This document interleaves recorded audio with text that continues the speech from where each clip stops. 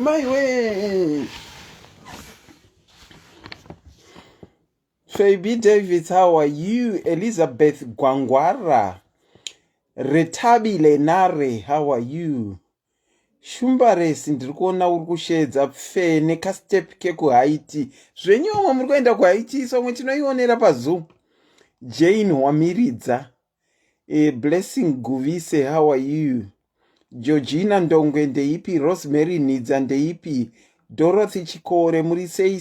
Sheila, how are you? Wadzanai Ndlovu, how are you? Ian Chambara ndeipi? Crisel Chikore ndeipi? Melody, how are you? My Captain Murisei. Junior, how are you? Gladys Chidume, hi. Elizabeth.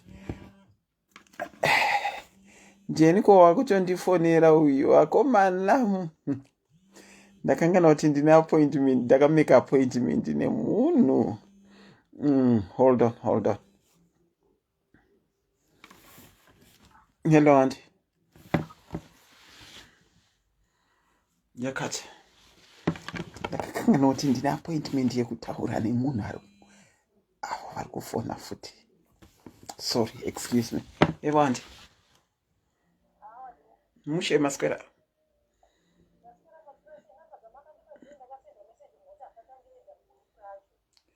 Whoa.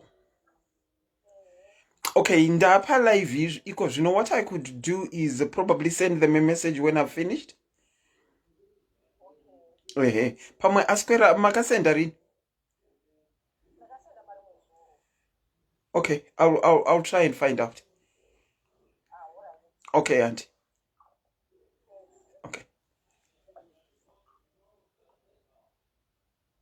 Okay, avazirivo. Masquera say you do. Masquera say nyasha manjenjenje. How are you? Elizabeth Gwangwara, how are you? Jilly my boys, how are you?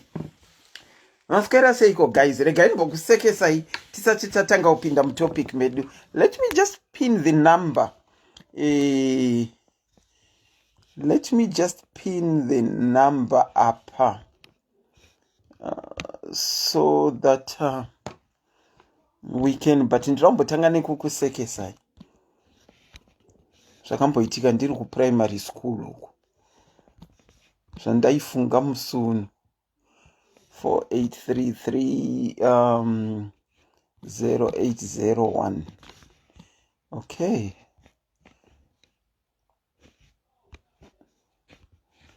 Okay, no pin kanda nchiri pa description.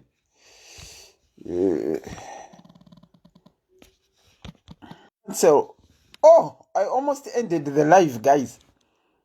I almost ended the live by mistake. Without indita sego.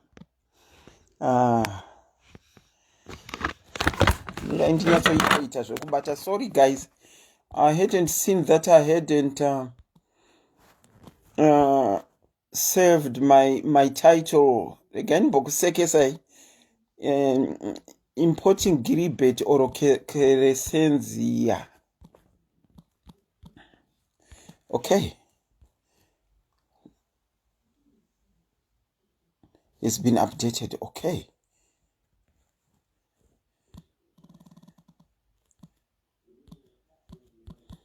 Okay, why is it doing that to me? I can't seem to do what I want to do.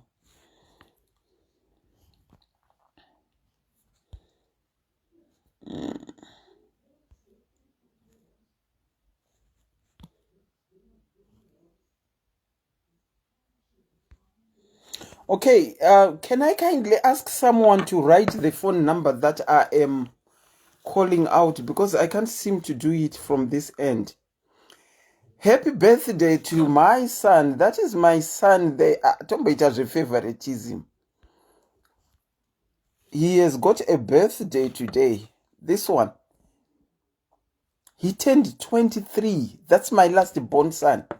He turned 23 today.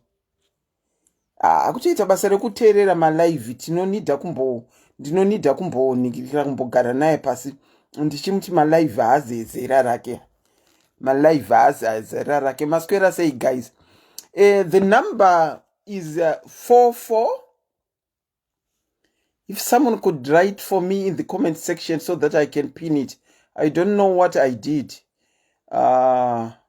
Iri kuramba kuti ndinyore because ndandisina kuseva title yangu saka iri kuramba kuti ndinyore 447748330801.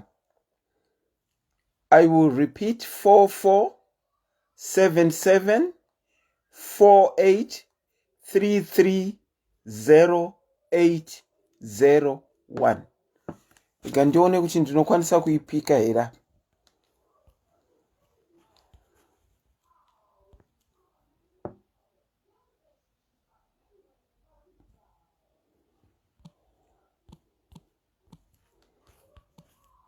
Ndione kuti ndinokwanisa kuipika here.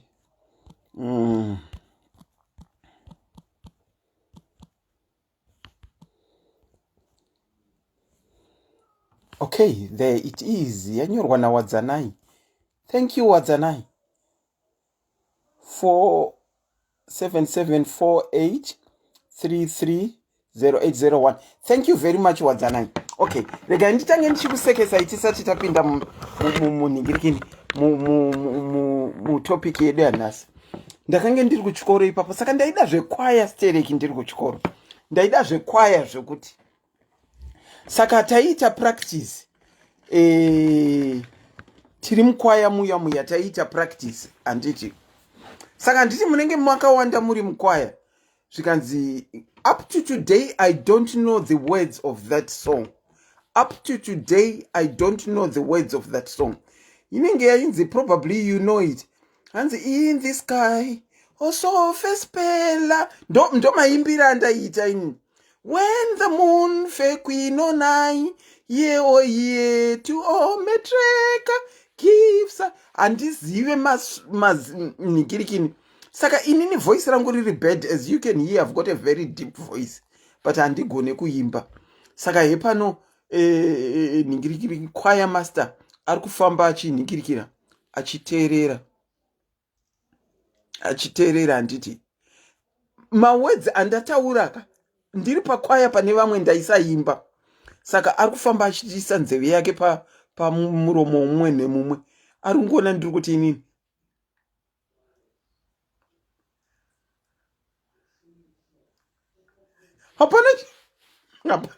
hapana chikubuda mukanwa ipapo.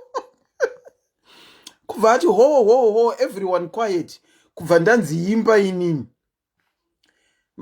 Ndanziimba. Vakomana zvingabude.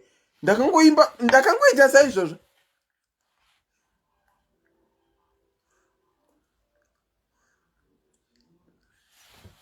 Saka ndakazvifunga musuno ndichiti asi ndaimbove nemusikanzwa weduwe kutadza kuburitsa mawedzi. Asi ndichitoenda kupractice kwaya pasina chiri kubuda. Ende nzimbo dzacho kana ndikaimba mawedzi acho ndaisatombomhanzwa. Tinobva kure vanhu vaMwari. Anyway, let me welcome you to the platform, SIS MELLY's Diaries. The name is Auntie Selina. I'm your host and presenter tonight. Tonight we have got a topic yakangoda kubatana neyataita last time. Remember last week we were talking about immigration.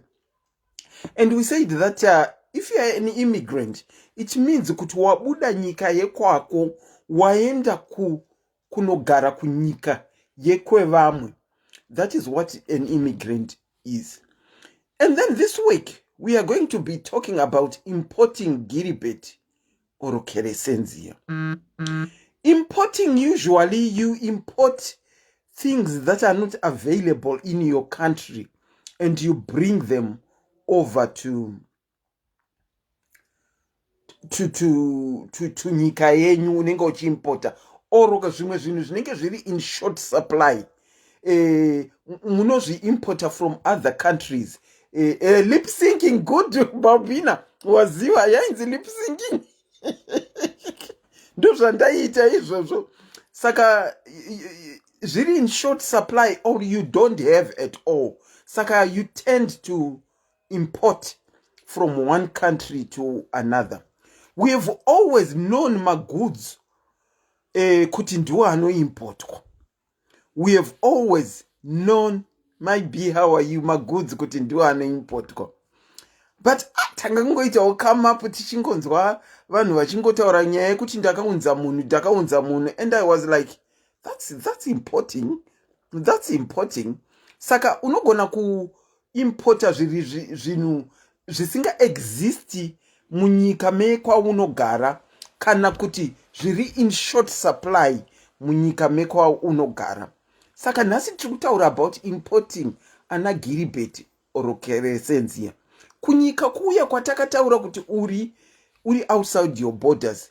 If you bring someone kubva iwo uri kugara ikoko, ukaunza munhu kubva kumusha kana kubva ku any other country, uri kuimport munhu. It's either hakuna vanhu vacho ana Kresencia kana kuti ana Giribetti kana kuti vari in short supply. Okay, here is how I came up to do this program. Over the weekend, in the group that I am in, SIS MELLY, someone posted kuti wedu ndiudzewo kuti zvinofambiswa sei kana ndichida kuunza Giribetti. Akanyora ega kuti ndichida kuunza Giribetti kana ndichida kuunza Giribetti kuti ndinomufambisa sei. My God, it was the talk of the day.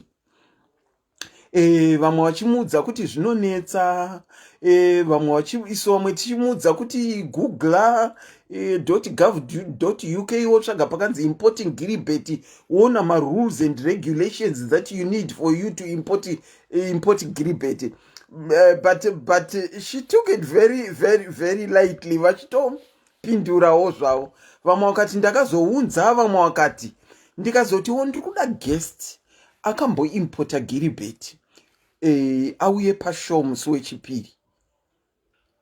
Amai akawanika, asi tambenge tiri kuita conversation ka ndakashaya munhu wokuti anoita guest wokuti akaimporta Giribetti kana Kresencia. Zvisinei, nhasi yauya pajekerere yekuimporta Giribetti kana Kresencia. Wakaimporta Giribetti here? Wakaimporta Kresencia here? Chii chakakupa kuti uimporte? Vakanga vashota here kwauri ikoko? Zvakanakirei kuimporta uye zvakashatirei? No disrespect to those that have imported. No disrespect to those that have imported. This is just a discussion. Ndakamuti Google importing Giribetti.gov.uk. It's just a discussion. It will help those vari kuda kuimporta Giribetti kana Kresencia. Zvinobatsira. Remember, pano chinoti kudzidza hakuperi. The number that is pinned below. Kana wakaimporta, share nesu. Mugere sei? Zvakanaka here? Zvakashata here? Zvakaenda kwapera nguva yakadi? Ndakanzwa vamwe wakati sisi wangu wakaimporta, vakati hanzi it only lasted 6 months and Giribetti went back to Zim in hours. Saka, we hear all sorts of stories and we thought we would discuss. Kana uine nyaya yako, uchida kufona, the number is found below. But kana pasina kuda kutaura, zvatichaitaka, tichango open a line, not at the moment. Tichango open a line to everyone kuti taura zvaunofunga nezve importing Giribetti. But for now, let's give a chance to hear from those that have imported ana Giribetti. Pane akaimporta Giribetti. Kunyango uriko ku South Africa wakaunza someone kubva kumusha, kunyango uriko Mozambique wakaunza someone kubva kumusha, wakamunza kubva somewhere else uchimunza kuzogara newe kwauriko kuimporta. Saka importing Giribetti is not necessarily linked to ndinokuzivai munongofunga kuti ku UK chete ndokunoimportwa, asi handizvo. vazhinji vari kuimpota ana Kresencia kana kuti ana Giribetti vachibva kuZimu vachienda kuSouth Africa kana kuti vachienda kuMozambique kana kwana Australia kana kwana America kwese tiri kungoimpota. Wakaimpota here.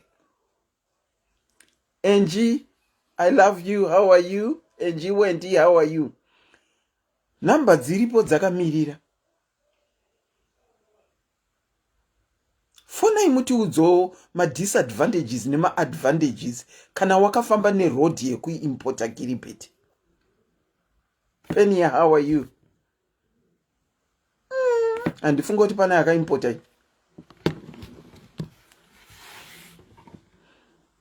Somehow I sensed it kuti kushaya guest chaiyo, and yet we were discussing about it. Kushaya guest ka tishashaya kana anoda kushare kuimpota Giribetti. Nekuti I've now discovered kuti talking about kuimpota Giribetti has become so sensitive. Zvokuti vamwe vanhu inovabata bata. It has now become so sensitive. Zvokuti vamwe vanhu inovabata bata. Tari murozvi hevo. Hanzi moresa itese. Hakunaka. Okay, the lines are now open to anyone who want to contribute about importing Giribetti. Nasa handingakwanise kukushare nemi anything. Nekuti ina handina kuimpota Giribetti. Tichaitawo rimwe zuva ratinotaurawo nezvedu isusu vekudecida kuti tinotsvaga vacho vemuno. Toitawo rimwe zuva ratinotaura izvozvo kuti ma-advantages nema-disadvantages ekuwanikwa nemunhu asiriwo kwako akaita sei. Okay, we have got our first caller. Tinokuchingamidzai paSIS MELLY's Diaries. Makadii? Tiripo. Kwakadii kwamuri ikoko? Kwatiri kunofara zvako. Okay, makaimpota here. Sorry, before you start, muri pa loudspeaker here? Yeah. Ndibvisireiwo please. Okay, please.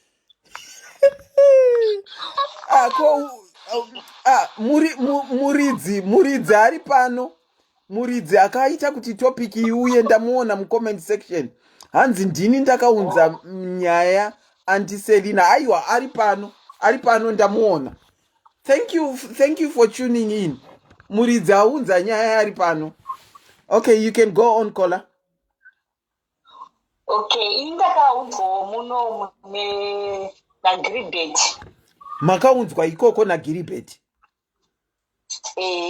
Okay. Asi akandiunza ndisingazivi kuti ndiye andiunza, akashandisa imwe shamwari yake. Akanditsvagira basa. Saka anditsvagira basa ndobva ashandisa shamwari yake kuti chingoita kuti ndaona munhu ari kudawo basa, ari kuda mushandi kuno kwandiri. Saka ndakamboramba nekuti ndanga ndisiri ndasinganyatsowirirana naye mazuva achewa yoGiribetti. Saka ndingoti asida kuenda kunyika iyi nekuti kune munhu uyu andisikuda kuendako ndozozamba ndanosangana nazvo naye. Uya shamwari ke ndobva ambonyengerera ndobva ndakambobvumawo ndobva ndauya. Saka ndiri pakati pekuuyawo ndakasangana netsaonawo murodhi, ndakaitawo tsaona ndopaakazouya audzwa neshamwari yake yakanga yandiudza kuti kuno kune basa. Ndobva ndakaona asvika pahospital kwananga ndiri. Saka ndobva akazotaura iye kuti ndini ndakaenda kuunza ndandichazoregreta upenyu hwese beonga wafa. Saka padaro ndakagara hangu pandakanga ndichishanda. Tagara paya. Ndopakanga azobuda ake pachena kuti ndakanda muunza. Ndopakazongokumbira uregero patatanga kuzodzokerana kuzotanga kufambidzana zvakare. Okay. Asi ini ndave ndisingazivi kuti munhu uyu ane mudzimai wake pesapa. Iye Giribetti. Ndakatozozviziva ndamuno kuti uyu munhu uyu ane mudzimai wake. Ndopatikazongotanga kunetsana handisi kuda ichichi. Ndopakaramba achingonetsawo ndobva ndazoona kuti bheta ndichinje nzvimbo ndiende kure naye nokuzouya kure kwandiri kunoku naye, asi tingori munyika imwe chete. Alright, ndazouyawo kure naye. Saka ndikubvawo ipapo handina kuramba ndichiwirira naye ndakabva ndangosiya siya akatama kuti ndinde kamuunza munomu asi haachadi nezvangu. Ko saka iye akuimpota iye achiziva kuti ane mukadzi sei? Aida kuzve kuti ndigarire padhuze kuti ini pamwe ndichazosangana noumwe Giribetti kana ndiri kunyika uku yekwedu. Saka imi maida kuitwa side pot akuunzai akuimpotai kuti muite side pot yake? Ndichingodyirwa musaga ndisingazivi, nchikumba kwake ndisingasviki, ndichingodyirwa musaga. Saka ndakazotipirwa namai vandainga ndasanganawo navo kunzvimbo kati munhu wamuri kutaura nezvake uyu munhu yane munhu wake. Ndipo vakabva vanondiratidza ndobva ndatoratidzwa nemudzimai wake. Bva marakidzwa nemudzimai wacho? Mudzimai chandaitomuzivawo kutoti munhu ndaimbosangana naye kauyu. Saka aripi Giribetti izvozvo? Ariko kunoku asi ari kunonzi kuchi kuDobek. Hanzi nemumwe munhu makanga maunzwa kuti muite standby generator. But vanotidyira musaga, so vaida kanga andiunza kunoku kuti andidyire ndiri musaga ndiri kunoku. Saka how long ago makaunzwa? How long ago? 2019. Manje apa? Ndopa ndakaunzwa muno. Saka hamuna after madiscover zvamakadiscover hamuna kuzoconsider kuda kudzokera kumusha here? Handina kudzokera kumusha asi ndakangotsvaga basa ndakachinja pekushandira chete. Asi munotenda kuti akakuimpotai here now that makushanda kana kuti zvamamuri kumusha zvanga zvakatonaka? Kwete zvananga ndikuita zvazvisina hazvo kutonaka. Izvinezvi ndatokutoshandirawo pamunhu muchenawo togarawo zvakanaka pamba pemurungu womuchenawo. Saka tinomutenda kaGiribetti. Aiwa, kumutenda ndinomutenda, handina hangu kumbomuti ndingamutsamwa kana kudii. Takungotaurawo zvedu asi kwete zvekutaura kuti tichinge tichitaura mashoko erudo. Ndakati aiwa aya kwete aya zvitaiti. Asi bedzi munhu angori nenhara haabvumi izvozvo. Asi ndakangoti ini handimbomupi mukana kuti ndigone ndisangane naye handiti. Asi nhaikola pakakuimpotai pamakauya umujola haina kana kuti ambotambika? Aiwa, mujola yakamboitika zvedu. Uyakaitika? Zvakamboitika sokuti ndasati ndaziva kuti ndozviripo. Asi mune shuwa kuti mazuva hapatorina kana munongotaurawo zvenyu? Aiwa, hapatorina zvachose, hapatorina. Aiwa. Kumbira mwe kunana Giribetti kuti havana Giribetti kwete pandiri hangu handichada. Ndotongozviraramirawo ndichengete vana vangu. Mune vana vangani kola? Tine vana 2. Aiwa. Ndinongona kuti ndikungoita munyama kusangana nana Giribetti vane vanhu vavo. Saka zviri nani ndirege hangu kuita zvana Giribetti. Inini ndonzwa kurwadza kwazvo nokuti ndakatorerwawo. Makahwezurirwa? Ndakahwezurirwa, ndakanga ndisina mainterest ekuti ndoita teki nemurume. Ndaingomusiya achingoenda kunze kwenyika achinoshanda, ndichingoti ndichazomuona pachauya, ndichamuonawo nditi ko muzotevera nevana holidays kana asingateveri kudzama ratsvaurwa ikoko kwaanga ari kubasa ikoko ndobva atongoenda zvitose. Shame, sorry henyu kola. Asi Giribetti akaita zvakashata kukuunzai musingazive under disguise yaabhururu wake. Asi at the same time tinomutenda akakupaiwo kaupenyu kama kuti munako makukwanisa kutarira vana venyu. Ndizvozvo chaizvo apa ndinotomutenda nekuti akatondibatsira ndakutokwanisawo kuendesawo mwana wangu kuboarding school. Tinozvikudza. Saka ipapo ndanga ndatova kubva angatori grade 4 up to grade 7 asingabhadhari kana school fees. Okay, mune makore mangani kola? Inini izvezvi ndine 36 years. Mune 36? Okay, makaroorwa mune makore mangani mwana wokutanga? Murume wokutanga? Ndine 22.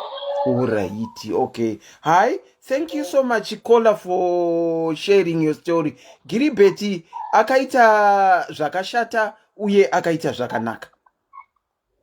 Ya ndizvo zvakaita zvakashata kuti deno ndakafa aizoregreta asi sezvinewo Mwari vakandichengeta ndina kuzofa ndikazovatsirikawo ndikawana basa riri nanyowo pandinobhadharwawo zviri nani. Tinotenda Kola. Okay, Mashita. Thank you so much. Saka tikutoona kuti zvine kushata kwazvinako zvekuimpota Giribetti kana Kresencia. Zvine kushata, zvine kunaka kwazvinako kwese. Saka it's not only kushata, zvinodependawo neexperience dzaunenge wangopindana nazvo.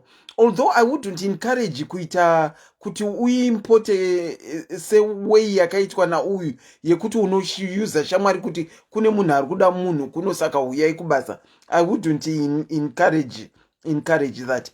Wakaimpota Giribetti kana kuti wakaimpota Kresencia kana kuti the other way around. Have you got a story to share so that we can all learn from it?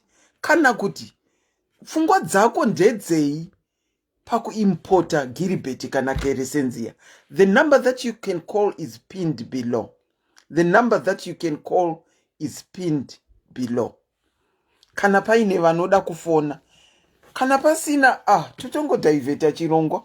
Antiselina vanongoita conclusion yavo tongodivheta chirongwa. Asi ndinoziva kuti mucomment section murimo hobho makaimpota. Asi hamungorina guts dzekuda kufona kushare.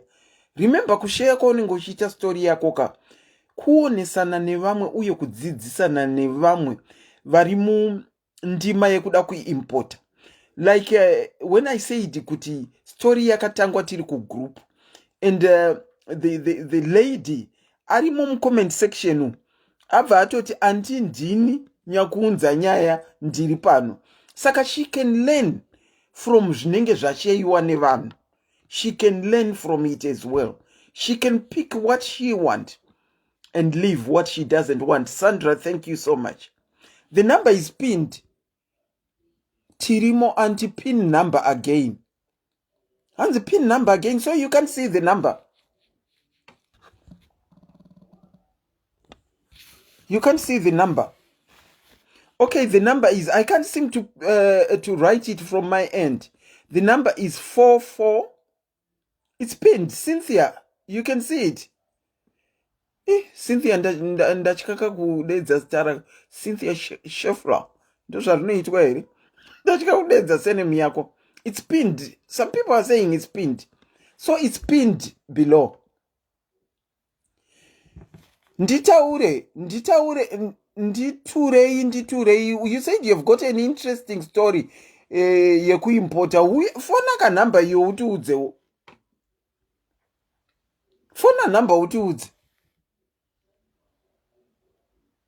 Hanzi vazhinji vakabuda a lot of money to import, saka vachiri kurwadziwa. Anti-Selina, very sensitive topic. Ndataura wani kuti iri sensitive wedwe.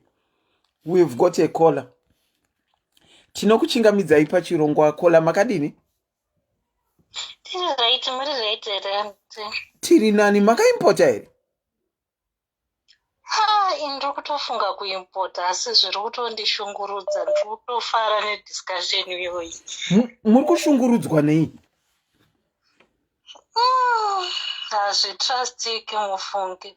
Nekuti patiri tese tichigara kunyika yedu taisanyatsa kuwirirana. Maisanyatsa kuwirirana? Saka unobva wazvifunga kuti munhu azoya kuno haazotangi kudanana nevarungweri. Chii chiri kukupai kuti mudaro? Nekuti unenge uchiona unhu hwemunhu anga anahwo kuZimbabwe kuti munhu anga asina rudo rwakanyatsokwana. Muri musikana nemukomana? Aiwa, tanga titori nemwana tikatorambana, asi kurambana kwatakaita iye akamitisa mumwe mukadzi. Saka ini pandakauya kunoku, munoziva upenyu hwekuno ndewekuti kuti uroorwe nemumwe munhu zvonetsa kana une mwana, kuti mwana azochengetwa nemumwe munhu achizosara nemumwe munhu zvinonetsa. Saka kana muchibatsirana nababa wemwana zvinhu zvakanaka kwazvo, asi unobva wazvifunga kuti zvinobuda here nemunhu unoanawo. Zvino naikola muri kuti imimi regai ndidzokorore ndione kuti ndanyatsonzwa zvakanaka. Muri kuti makadanana naGiribetti mukatoita mwana, asi relationship yaitonetsa, and then kubva maenda kwamakaenda ikokoko iko zvino makutaura futi naGiribetti zvekuti muri kutoconsider kumuimpota kuitira kuti muone kuchengeta mwana muri pamwe chete. Ndanzwa zvakanaka? Ndizvo chaizvo. Saka matotanga process yekuimpota here?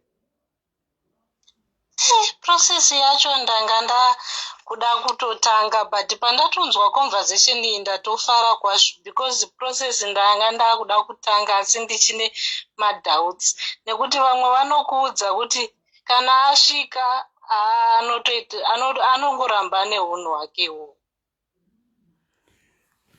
Alright, Chikola, tombosiya ye-importing pasite, tombotsveta ye-importing. Kana muine zvamaiona paari muchiri kudanana,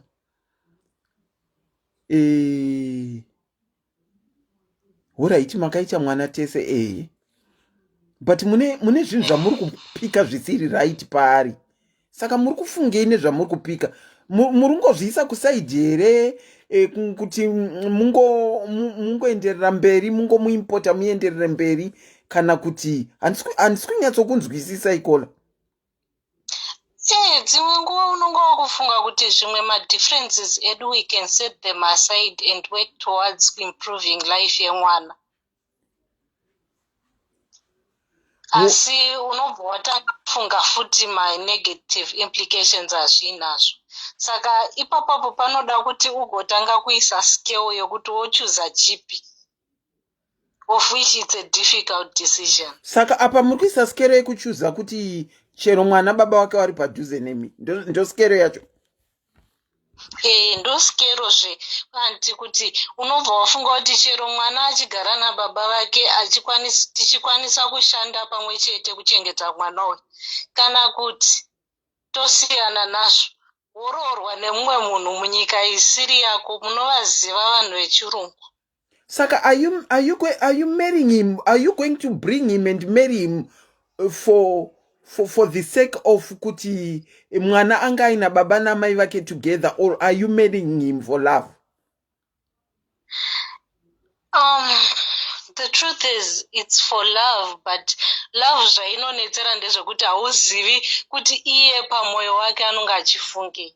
Kola, here is my problem with you. Since tatanga kutaura handina kana kutombokunzwa kuti ndinomuda zvekumuda zviya, saka ndoda kumuimpota. Handina kumbokunzwa muchitaura kudaro until I asked kuti are you importing for love or for what? Yeah, exactly. I think that's the problem yokuti dzimwe nguva unonga watone confusion because of zvinhu zvakamboitika kudhara. Saka unonga uchitodawo iye kuti anyatsokuverifyira kuti is he serious about the whole issue. Muromo unoramba kuverifya. Muromo unoramba kuverifya Kola. Taura yenyu anti, because munhu anongobvuma kuti tawirirana taakudanana, asi iye pfungwa dzake dzingori dzekuti akasvika akutofunga zvimwe zvinhu. Mune makore mangani Kola? Ini ndine 28. Okay, pamakaita mwana makarambwa iri nhumbu here kana kuti mwana angava pamakazosiyana pa which stage? Takazosiyana mwana avapo. Makatombogara mese? Takatombogara tese. Chii chakakuseparata ikupa kugara mese muri tu?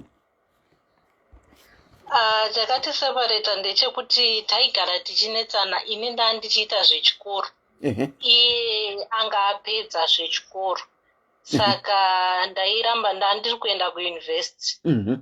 saka iye zvaimurwadza tichingokikiritsana tichinetsana kusvika tazonetsana kusvika ndaenda kumba kwedu. Kola tiudzei dzimwe nyaya. Munganetserana kuenda kuinvesti? Iye akanga apedza investi, muri kuenda kuinvesti. Makanetserana chii chaicho? Akabva atomitisa kamumwe munhu anje. Nekuti muri kuenda kuchikoro? Ini ndichienda kuchikoro, iye mbasara achimitisa munhu. Saka mati rudo rwaivepo here? Ndozvinonetsa kuti unonyatsa kugredha munhu sei kuti ane rudo here munhu uyu. Asi mutori nekapfungwa keke muimport after all you are saying. Ichokwadi ichocho. Saka matonditaridza kuti mupfungwa dzenyu muri kutoona kuti hazvisi kuita. Aiwa, ndiri kukubvunzai, ndinoda kuti gudhu ndachida kuti mutaure zvamataura mega. Yeah, it's mumwe mumwoyo mangu ndiri kuona kuti zvinonge zvinonetsa nekuti unonge usiri kutrusta munhu. Trust inonge yatopera after all he did for you, pauri. Yeah, and now that you are outside your borders, kunenge kuri nani. Ndokwakuda kuuya ikoko, and hi, and how are you my darling, haipere every day. Handidi kutaura zvandiroda kutaura, asi ndichazvitaura chete. Kola. Taurai anti, ndosaka tafona kuti munyatsozvidzana. Kola. Munyatsozvidzamisa moyo. Kola, Giribetti wenyu wamuruda kuimporta ane VAT that you will never be able to pay. Ndatopedza nemi. Auntie, thank you. Alright, Kola, thank you. VAT yake ambofa makaigona kuibhadhara. Giribetti wenyu. Thank you so much for calling and sharing your story. Alright, it's okay. Bye. Thank you. Pantone ma red flags all along the way. Remember, ininika handidi kuti munhu ndimuudze kuti Giribetti wako haiti. Ndinoda kushanda nezvinoda munhu. Ndinobvira nemunhu kure. Ndichishanda naye kunzwa zvaari kuda iye. Kusvikira tasvika pekuti dyo. Tichikweshana chete kumurakidza kuti munhu wauri kuda uyu ane VAT isingaite yausingatogone kubhadhara. Inoramba uchiti ukabhadhara VAT wonzi yamakabhadhara iya. What is VAT? Handiti ukaimporta kunobhadharwa VAT. When I talk about VAT importing Giribetti or Kresencia, I'm talking about kuti uyatori nema risks nema red flags ekuona kuti charungoda ungobuda munyika yeZimbabwe kuti aende outside the country. Ndiyo VAT yake yandiri kuti iri too high uyu. Iri way too high. Vanoswera vamugadzirira mapepa atizwa uyu. Zvaanotogona kunhumburisa. Tinokuchingamidzai pachirongwa. Kola makadini. Makaimporta here? Ini ndachida kutaura naKola papo. Muda kutaura taura yenyu? Kola akateerera here? Ane sure ndinodavira kuti amo mucomment section imomo. Kola tikwanire munyina. Unoda kuipota Giribetti akamitisa uchidanana naye. Woda kumuudza ameno kwauri. Arikosvika achingorara chete, achingovhurika maziso. Unokutobva ndatora isi dzakauya kudhara. Kwana, chengeta mwana wako. Mwana haachengetwe nekuti muri pamwe chete. Mwana anochengetwa mai vari kwavo, baba vari kwavo, mochengeta mwana wenyu. Rudo parwuri haubvunzwe, unorwona wega. Hapana rudo. Varume vazere eza blue, pink, green, murume. Izvezvi zvari kuita kuZimbabwe ikoko unoziva kuti ari kuitei. Munomu varume vapera. Aiwa, tidi kudaro vakadzi ngatiite changamu.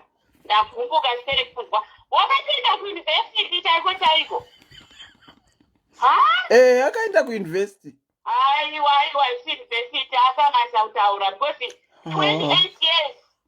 What vataura zvakadaro mwana mudiki rusara rwakaita sewe munhu akavhurika musoro. I'm so sorry because wandigungurisa ndikutaurira chokwadi. Siyana nazo, chengeta mwana wako, vana Giribetti munomu vakazara vakaunzwawo nevamwe, unongoona weyo avo. Kuunza munhu munin'ina kunorwadza.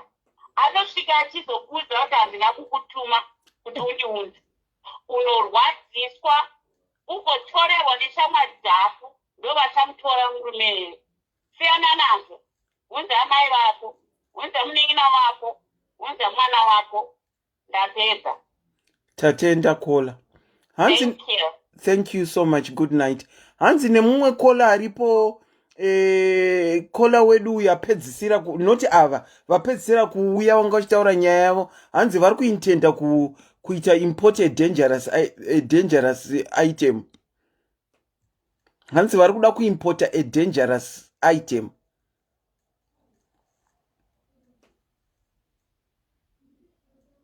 Munobvumirana true muri kubvumirana nazvo. But ada kuchengetawo mwana wake nemunhu wakaita naye mwana akaweduwe. Ada kuchengetawo mwana nemunhu wakaita naye mwana. Saka anotadzirei kumuunza. Hanzi importing a hazardous substance. Imimi vanhu mucomment section ka hamuzi fresh honestly. How can you say she's trying to import a hazardous substance? Musadaro vanhu vaMwari. Wakaimporta here. Uri pawei yako yekunoimporta here. Kana kuti anti vakatrigger nyaya tikange tichidiscussa paweekend kugroup. You can also call in and say your peace of mind of why you are intending to. Tinema different reasons of why we want to import. Chida kwa ugere ikoko kune shortage yevakadzi kana yevarume. Because chii chinokupa kuti ubude kwa ugere ikoko kwakazara vakadzi kana kuti kwakazara varume wonoimporta kubva alright tingangoti vekwako wako wonoimporta kubva kunhingirikinu kubva kumusha. Inini hangu I chose not to import. I chose kuti inini ndinongotsvagawo vacho vari munhu vacho. I decided not to import.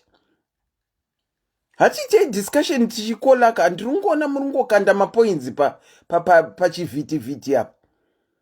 Ngatiite discussion tichikola. Have you got something to contribute on the topic that we are talking about? Importing Giribetti or Kresencia. Kana musina toto switch on to another topic. Tingatounza inorelate kwandiri yekurorwa nemurume asiri wekunyika kwako kuti zvakanaka here zvakashatei zvine maadvantages nemadisadvantages ei. Tingatongoikanda futi ipapa kana musina zvekuitaura. But I know a lot of people imported but they don't want to talk. Tinokuchingamidzai pachirongwa kola makadini.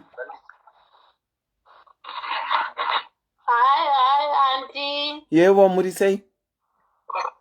Aiwa ndiri raisi zvedu madiaries maswera sei indangodo hangu kupa advice kune munhu yanga achiti ainge ari kuyunivhesiti akazosiyiwa aine mwana.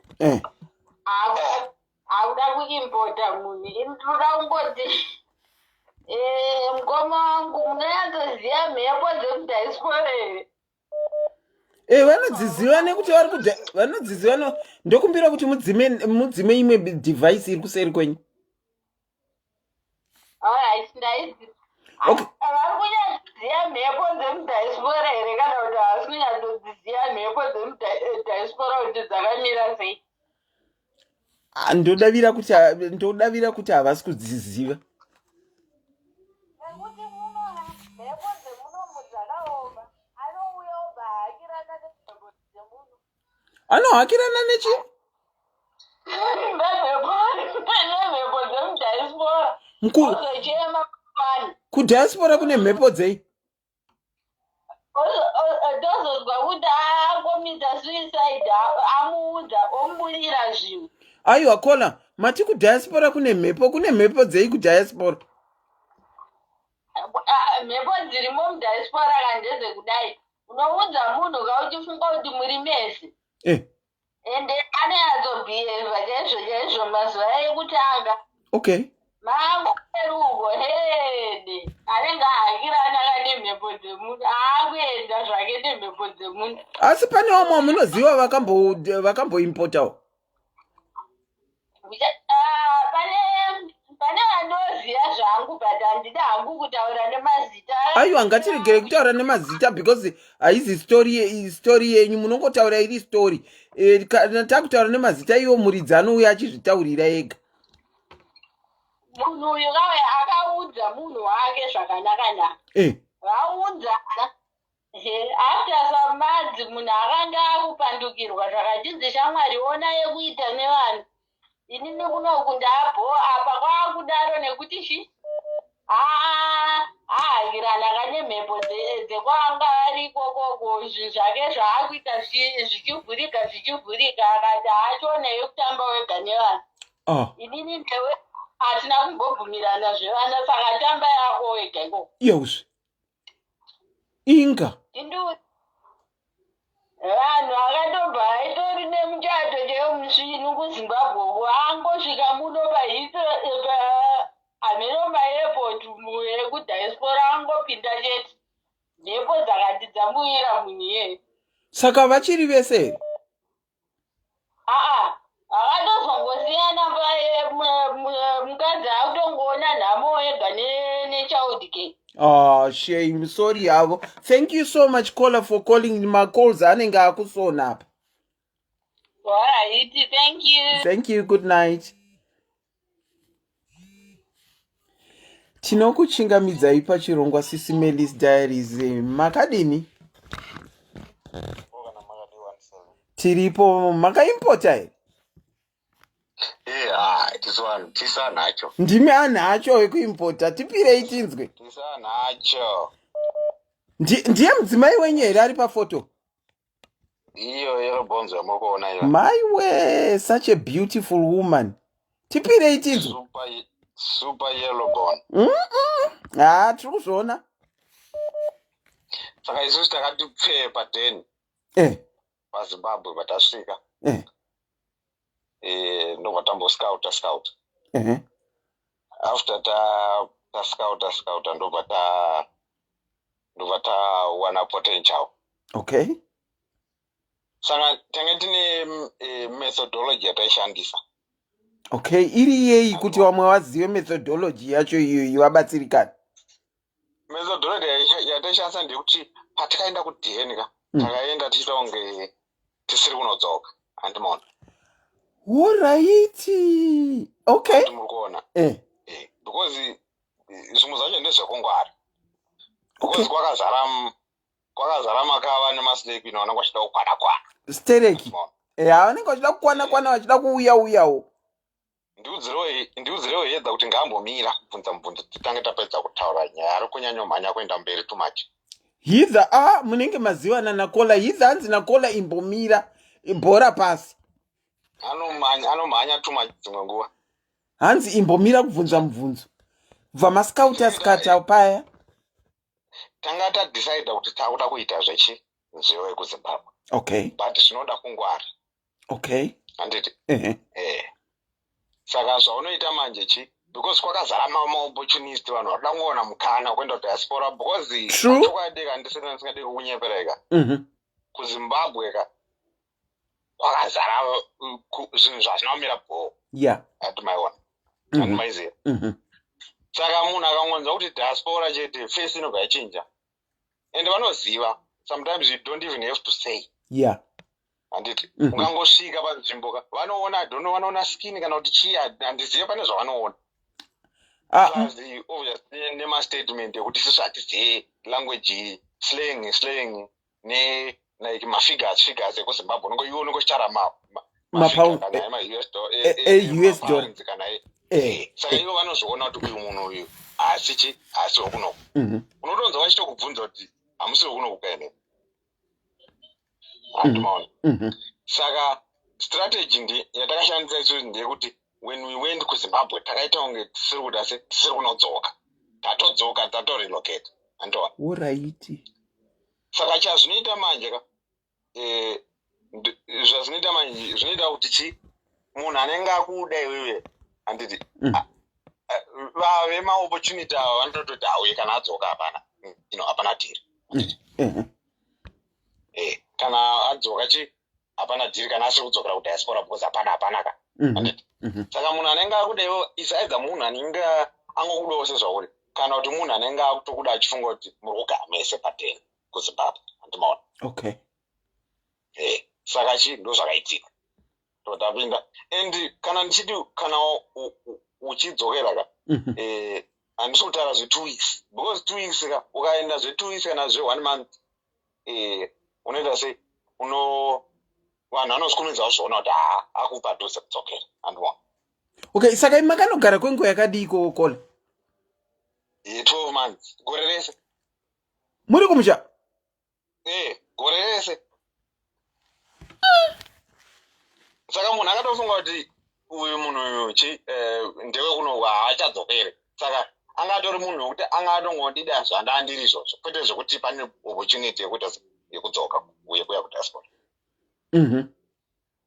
Saka gore rese rakatoti then ndobva ndazongoti anochi zvinhu zvandanchida kufambira kuno zvaita bhoko saka ndakudzokera.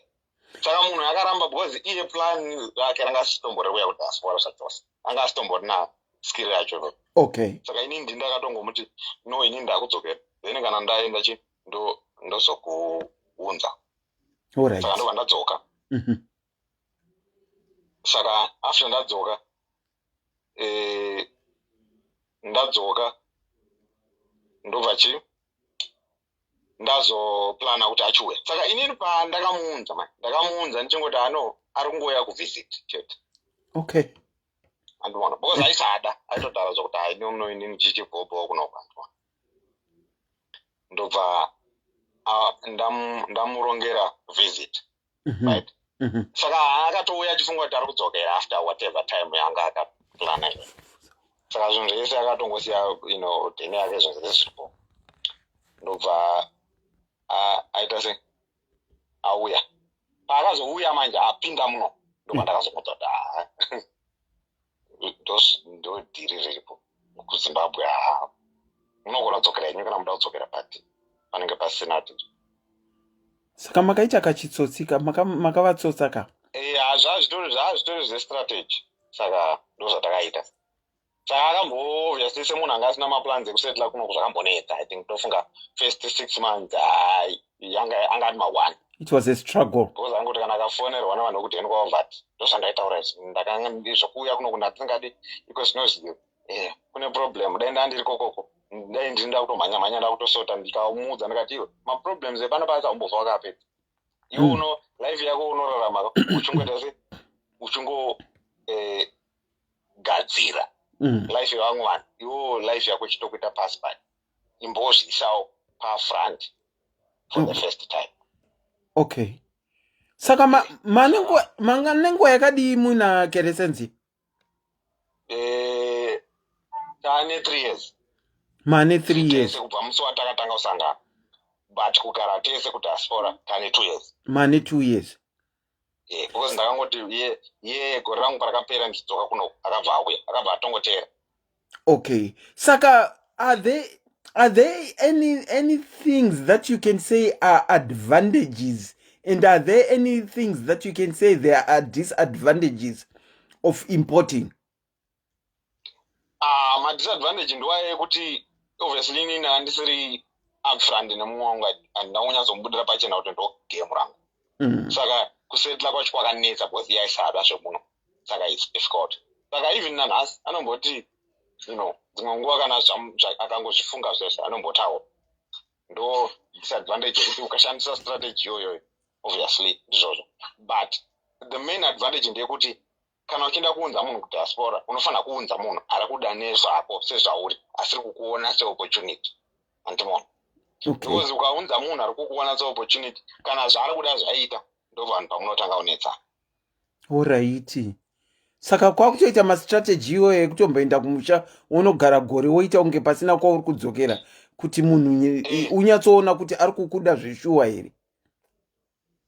Well, see, Anselina, inini handiri munhu anga akaronga mese dzake handiti inini pandakaenda kuZimbabwe ndandine business kangu plus kunongo semunhu anga aine zvinhu zvaakanga aine dheni yake and everything panga pasina pressure yezvakanyanya andiona zvinhu zvakaita semabills and stuff like that zvinhu zvataigona kubatanidza because even kuZimbabwe kwacho tatisina kungogara taitoita business neiyeyo taitoita business tese.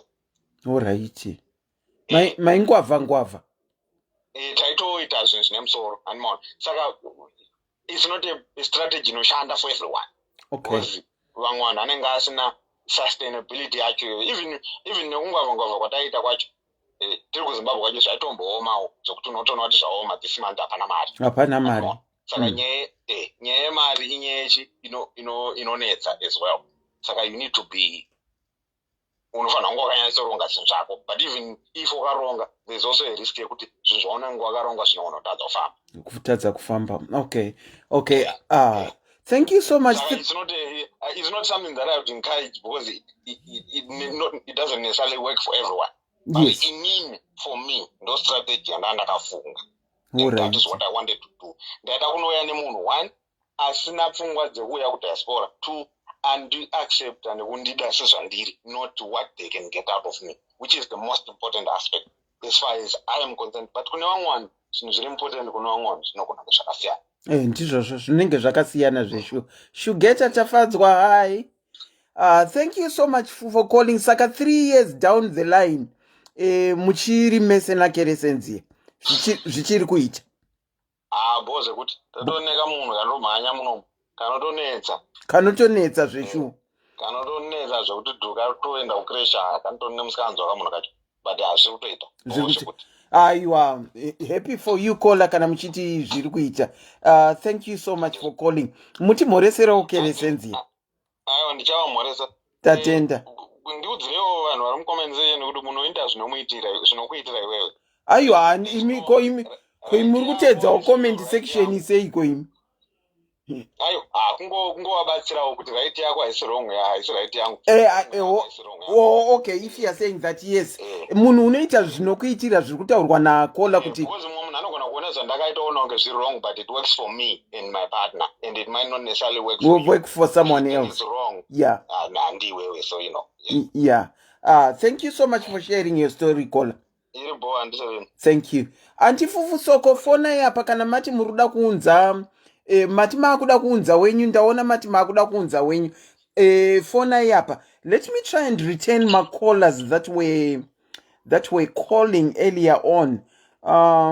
Regaindi fonere ndofunga ndinodavira kuti ndi anti regaitinzwe vapa phone regaiti tsvage vamwe vekuritena call yavo. Tinokuchingamidzai paSIS MELLY's diaries makadini? Hello? Tinokuchingamidzai paSIS MELLY's diaries makadini? Siped makadi want Selina. Makaimporta here kana kuti makaimport? Ndakaimport. Makaimporta? Yes. Hande inayo nyaya tone yekuimporta kwenyu? Zvakaitika ndi Selina. I was married ndichigara kumusha. So murume ainetsa achingobuda pano nepapo achita zvaaita nditi. To an extent yekuti ndakazongofunga kutsvaga basi ndobva ndamusiya. Tisina kutorambana bva ndangomusiya ndikaenda kumbonoita se ndakumbosudruka because kugara tichinetsana kwachina kwaita sekwanyanyisa. Ndobva ndakauya kwandiri kunoku ndobva ndashanda zvinhu zvakaoma kusvikira zvakabva zvazotambanukawo. Vana mwene ndobva vati hakuna imba yakadaro yekuti mukadzi unogara uku murume achigara kupi achigara uku itai kuti mugare muri pamwe chete. Ndikati inini kuti ndigare kumusha hazviiti because iye ndiye aishanda achiti kana achinge ashanda akatambira mari yake haadzoke mumba especially month end year aiti kana akatambira oenda kwaanoenda anozodzoka like after 3-4 days mari yapera pangori nemari yerenti chete. Okay. So ndo zvakandipa kuti ndibude ndichiuya kuno zvakabasa. Mami nevanaungana?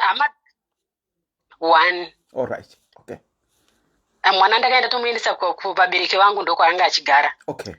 Saka zvadaro hama dzemurume vachibva kuti tora nai mugare mese kana kuti iwe dzoka uite seugare nemurume ini ndokuona kuti nenhamo yandaitamba kundidzokera unogara nemurume ikoko hazviiti ndobva wandisaka chitora murume aitese auye ikoko kwauri ikoko mutise mugare mese iye ashandawo ndobva ndaona kuti imba yangu ndinoida kuti ndimusiye achigara ikoko kana kuti ndinodzokera kumusha hazvitese hazviiti ndopandakabva ndamutora ndakatomutsvagira basa infact vandamutora bhabha auya kunoku ini ndogara pandoshanda ka vandamutora bha auya kunoku kudaro ndakatomutsvagira imba yekugara nemablankets mapoto everything zvekushandisa ndichizongopota ndichienda every month ndiya kana ndava free saka varungu panepo vakatravela bva vaenda somewhere out vandanzi hausi kubuda this month end handiti ndikati ndozobuda the following month end yachona ndobva tawirirana bva ndatofanira baba vamwana ndikati this month end handisi kuuya ndichazoya the following month end zvikanzi alright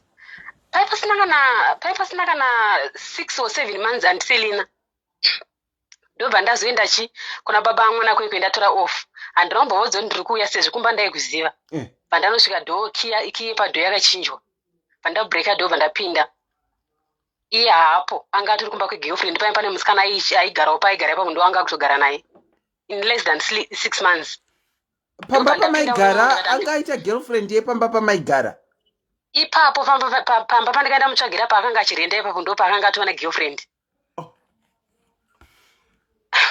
saka ndobva ndangopinda mumba mandatobaza light paipa ndatogara mumba ndikutoona mumba mutori nezvima munoziva mumba munoita zvima webcops zvezvimadande mutande zviya kuratidza kuti hamuchatobikwi hamuchatogari munhu muno pamubhedha pane pillow 1 pamubhedha pane pillow 1 imwe yacho haipo handombomufonera handombomubvunza saka pamba pegirlfriend paanga ari papo akabva aona light remumba make kuti mune light riri on ndopaakabva angosvika bva atopinda mumba ndokutanga ndikutondiridza mba moto wapinda sei ndikaenda breaka door zvikanzi wauya nezvikomba zvauya nazvo pano ukabreaka door ndikati ndichibreaka door sei handambobreaka door ini zvikachinzi no munhu wechikadzi aungambobreaka door zvakadai ndikaenda tobreaka because kwaya kwakudawo naye ndaichizonaye wandakamira panze zvikanzi watadza nei kundiudza kuti uri kuuya ndogokuudza kuti ndiri kuuya kuti wandainchiuya handikuzive here ndobva ndarohwa handiselina ndarohwa paipe manhero aenda kutochindiega ndiise handbag yangu muwadrop ndiri kuona mune bra apa bra yacho haisi yangu ndobva ndabvunza ndikati ko bra iyi zvikanzi ndakaibata nzira palaini ndofunga ndikati orit ko imwe pilo zvikanzi handisi kuziva kwayakaenda ndikati mbavha dzigopinda dzigoba pilo mbavha dzigopinda dzigoba pilo saka musiwo akandirova handiselina kundirova ndapindire mumba plus ndamubata kuti pilo haipo iri kumba kwegirlfriend ndobva handirova paya pandanyatsorwadziwa kuti kola izvi zviri kuitika how long after you imported him? In less than 6 months. Less than 6 months and all that is happening? In less than 6 months. Wow. Okay, go on. Apa chandakaenda bvira kumushasha chenyaya after magirlfriends iyoyi saka ndakazotosugesta kuti zviri nani auye kuno kwedu tega titange new life kusina vasikana vake ivavo still hazvina kuchinja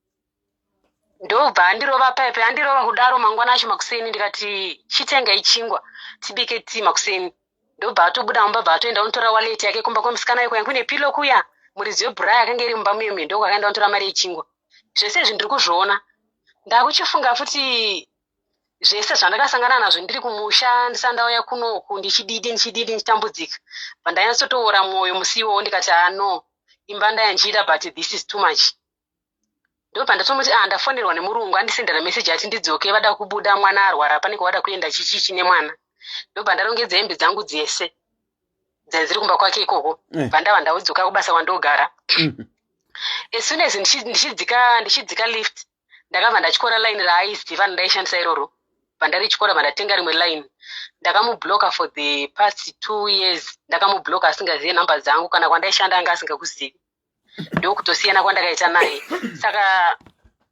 yangu iri pakuti munhu chero kamuimpota unenge watomupa mapapiro ekutobhururuka kuti airese akwanise kutoita zvimwe zvinhu zvinozokurwadzisa wese avambofa vakachinja varume ava ende I think kola uyo ambofona achitada kunza munhu wake uyo I think anodzidza kubva pane yangu iyoyi yekuti munhu aihura tiri kumusha handizi achihura kudaro tiri kumusha ndikabva ndaiti muta move out ini ndikambosuduruka ndasuduruka kudaro ndokuzomutora tikati tange new life still akangoramba aita zvaaita izvozvo I think yenyu yakada kungofanana naiye kola wamuri kutaura uyu kuti makambenge muri mese kumusha mukatoita mwana and then imimi mukuti you walked out of the marriage mukanosiya mwana kumba kwenyu ndokuenda kwamuri ikokuku maenda kwamuri ikokuku maakutaura futi naGiribetti mukusvika mazomuunza 6 months down the line a lot is happening neimport yenyu a lot of VAT is going on in your life ende paakauya pachandiselinaka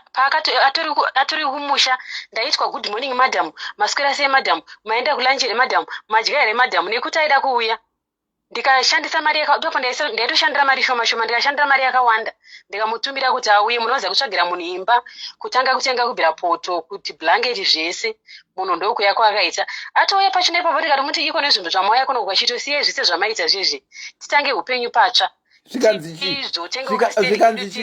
zvechokwadi tikatobata bepa nebhilo handisedena kutodrafta plani yemba yatichada kutotsvaga nezvikoro zvinodhura zvatichazoendesa mwana but still zvese zvakaenda musango munhu akuita zvisina basa izvo zvaari ikoku but mukamuona haanotoyemura upenyu hwangu but hapasisina reverse because ndakamboshingirira andiselina zvikarambawo akandipandukira zvandaisingatarisi. Saka given the chance would you import again? I don't think I can. Why? Ndingatoimpota mwana wamai vangu asingazondishandukiri because ukatoimpota futi unenge kutozorwadziswa wese zvekuti unozviuraya andiselina. Zvakangooma wedwe. I'm so sorry but anyway manika upenyu kenyu kakanongonaka ndine sorry neexperience yenyu yamakaita pakuimpota Giribetti. Thank you so much Anselina. Take care, a very good night to you. Thank you too. Thank you, bye. Wakomana ana Giribetti vakangooma. Regai nditore kola ava. Ayo. Tambo taura nawo. Sorry. Regai nditsvage vamwe kola vatisina. Anza handisi kumamuka sei asi. Okay. Ndiri kutsvaka kuona kuti pane imwe call here yandisina ku regai tione ndinodavira kuti iyi hatina kumbotaura nava. Regai tinzwe vamwe ava kuti vakaimpota here kana kuti vakaimportwa. Ndinokuchingamidzai pachirongwa SIS MELLY's Diaries. Makadini? Tiripo. Makaimpota here kana kuti makaimportwa? Ini ndazviona neziso renyu iri kuti makaimportwa zvikuru. Ndazviona kuti makaimpota. Tipireiwo tinzwe. Makaimportwa zvaita seiko? Maizivana here? Makazivana munhu akuno here? Zvakafamba sei? Tipirei tinzwe jeni yenyu. Ndakazivana nemunhu ndiri ikoko kuZimbabwe. Ndifariro kababa mwana ndo ndinawo papicha iwawo. Makafitana. Makaonana pa Facebook here? Aiwa, takaonana waya kuZimbabwe ikoko. Alright, vangauya kuholiday. Vachinhuwirira vachingoitawo zvinoratidza kuti munhu agare muno.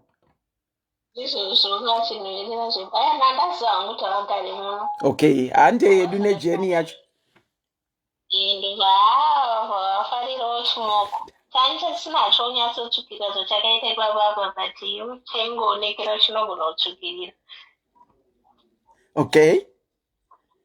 Ndovangofarirawo munhu ndobva tatororana. Ndobva vatozondiunza kunoko. Takatombogara for 6 years ndiripo kuZimbabwe ndakamirira kuuya kunoko. Maita long distance relationship for 6 years? But yanga isingarwadzi yaiva okay because vaiuya zvakanyanya. Zvakanyanya. Most of the time he used to be around. Saka it was okay. Ngatoita pamiri tozvara mwana ndiripo kuZimbabwe. Okay. No, ndatozva tazouya. Ndakauya zvangu ndatozvaya tese nemwana. Ndatokunoko aiva zviri right. Zviri saka maningo yakadii muri iko kwamuri iko? Ndane 5 years tauya kunoku. Mane 5 years. Saka mupa 5 years apa muri kuzviona sei zvese bobo? Zvitori bho, toti Mwari denda ngatokurumidza kuonekwa nababa. Saka vhati yekwenyu iri yakabhadharika zvakanaka kaimi. Aiwa zvakanaka, aiwa wakafara kuona munhu ari right. Vaitotyirwa nevanhu kuti ndofunga vakandiunza ndinogona kungozongwarisa ndosiyana navo, but aiwa ndakanga ndapinda hangu nemwoyo murelationship. Alright. Aiwa, thank you so much for sharing your story. 5 years down the line, the caller is still there after being imported from Zimbabwe. They were in a relationship for 6 years. 6 years.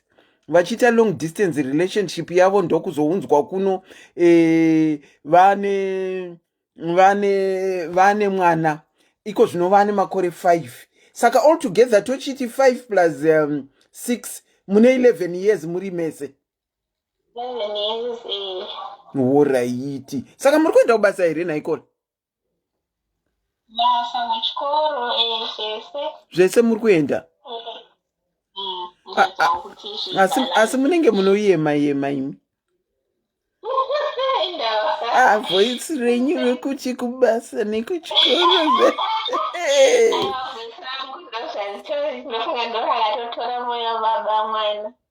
Ivo vaimpoti varipo here? Vari kutoteerera? Ichaiti mbotaurawo navo ka tira kunzwawo kuti chakavapa kuti vaimpote chii. Thank you.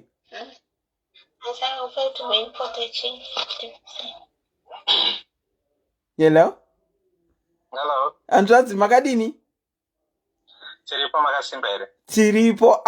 Iko kwamuri kunyika kwamuri ikoko chii chakakupai kuti munobuda kuZimbabwe uko muchinotsvaga musingatsvage kwamuri ikoko kwandiri kuonawo?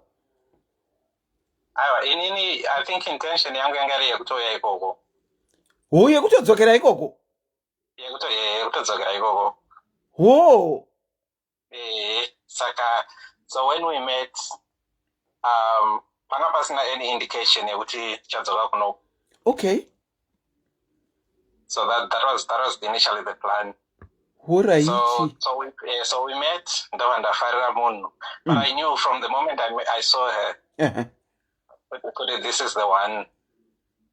It's like everything else that then happened afterwards. Because there were no doubts whatsoever. Okay. Alright. But also, no, you know how it is. Special usingamuzivi. You need to know the person. Yes. So it took time, and I don't think she knows this. She'll probably hear it for the first time. But for the time yangariko ndiri kunoko, it was like kumustada kuona kuti pfungwa dzake dziri papo. Okay. So pandakadzoka ndakamusiya ndobva ndadzokera. Ndobva ndamuona, and then we arranged kuroora. So ndobva ndaroora ndobva aenda kumba kwedu. So she stayed there for I think about 5 years. Okay. Yes. So I would go there every few months.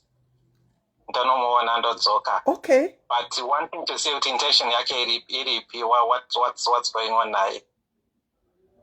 Okay. But so we had Mwana, and then Mwana ndova. I think Mwana then came kunoku. I think about 18 months or so, about 20 months or so. So that was it. Second birthday, I carry kunoku. Iye ndova ndamusiya ikoko. Alright. Wanting to stay kuti zvinzvakamira sei. But then you get vanhu vanenge vakuzomupfurira kuti manje wakapusa watotorerwa mwana wakangonzwa kuti uchengete pamba and this and that and what have you. But no, yeah, she stayed strong, and I think the thing that that kept her strong was we communicated daily. We planned daily, and also giving a reassurance so that we knew where we were going and how we were getting there. So mwana akadzokera ndobva vazomboya kuno kuVesa for a few months. Okay. And then I also wanted to see kuti pfungwa dzake dziri papi. And yeah, and things were fine, ndobva adzokera. And then we planned kuti achizodzoka nemwana. So yeah, so then came back about 5 years ago. Okay, you know what I liked about your story? I liked the fact that pamakamurora akatoenda kumba kwenyu akanogara for 5 years kumba kwevabereki venyu ndokwakange akuzogara. Imi muchiti munouya every few months maienda kumusha. Am I correct in saying kuti age dzenyu, looking at your picture, age dzenyu dzinenge dzimwe chete dzoka? Pane 7-year difference. No, it's not much. Saka ndingangoti it's okay. Yeah, it's not okay. Saka muchine mwana 1 here. Muchine mwana 1. Okay. Wow. So altogether you've been together for 11 years, am I correct? Yeah, so it will be 11 years this month. 11 years this month. All right. Wow, thank you. But it was a long process. But I think if you found the right person and when they the right intentions, yes. Because I think for her it was a case of wherever you are, so whether we were in Zimbabwe, if we then went abroad, that's where I would have been. But you know the reason why I'm here. But then also I needed to give her the opportunity of going to Chikoro to build a life and then do her things. And then eventually we'll go back home. Okay, thank you so much for giving me that opportunity yekuti ningirikire auyewo aite zvechikoro zvake. Mati mimi intention yenyu yanga iri yekutoda kudzokera kunogara kumusha. Well, thank you so much for accepting to talk to me. I wish you all the best. I can see that you are a very lovely couple. We're very happy. Yeah, I can see from the photo. I wish you all the best. No, thank you very much. Thank you, Kola. A very good night to you. My Nini. Yes. A very good night to you, and thank you so much for sharing your story. Take care, Auntie. Thank you. Rambai makadzvanya. Okay, all right. Take care. Good night. Bye. Oh, nasitaita rombo rakanaka. Baba wabvuma kutaura nesu. Regai ndiite return call yevanga vachifona tichitaura apa. Ava vane 11 years vari vese. But vakastadhana 6 years. Vakazororana akazonogara kumba kwaamwene for 5 years. Ndo zvakaitika apa. But I'm seeing Kola tinokuchingamidzai pachirongo makadini?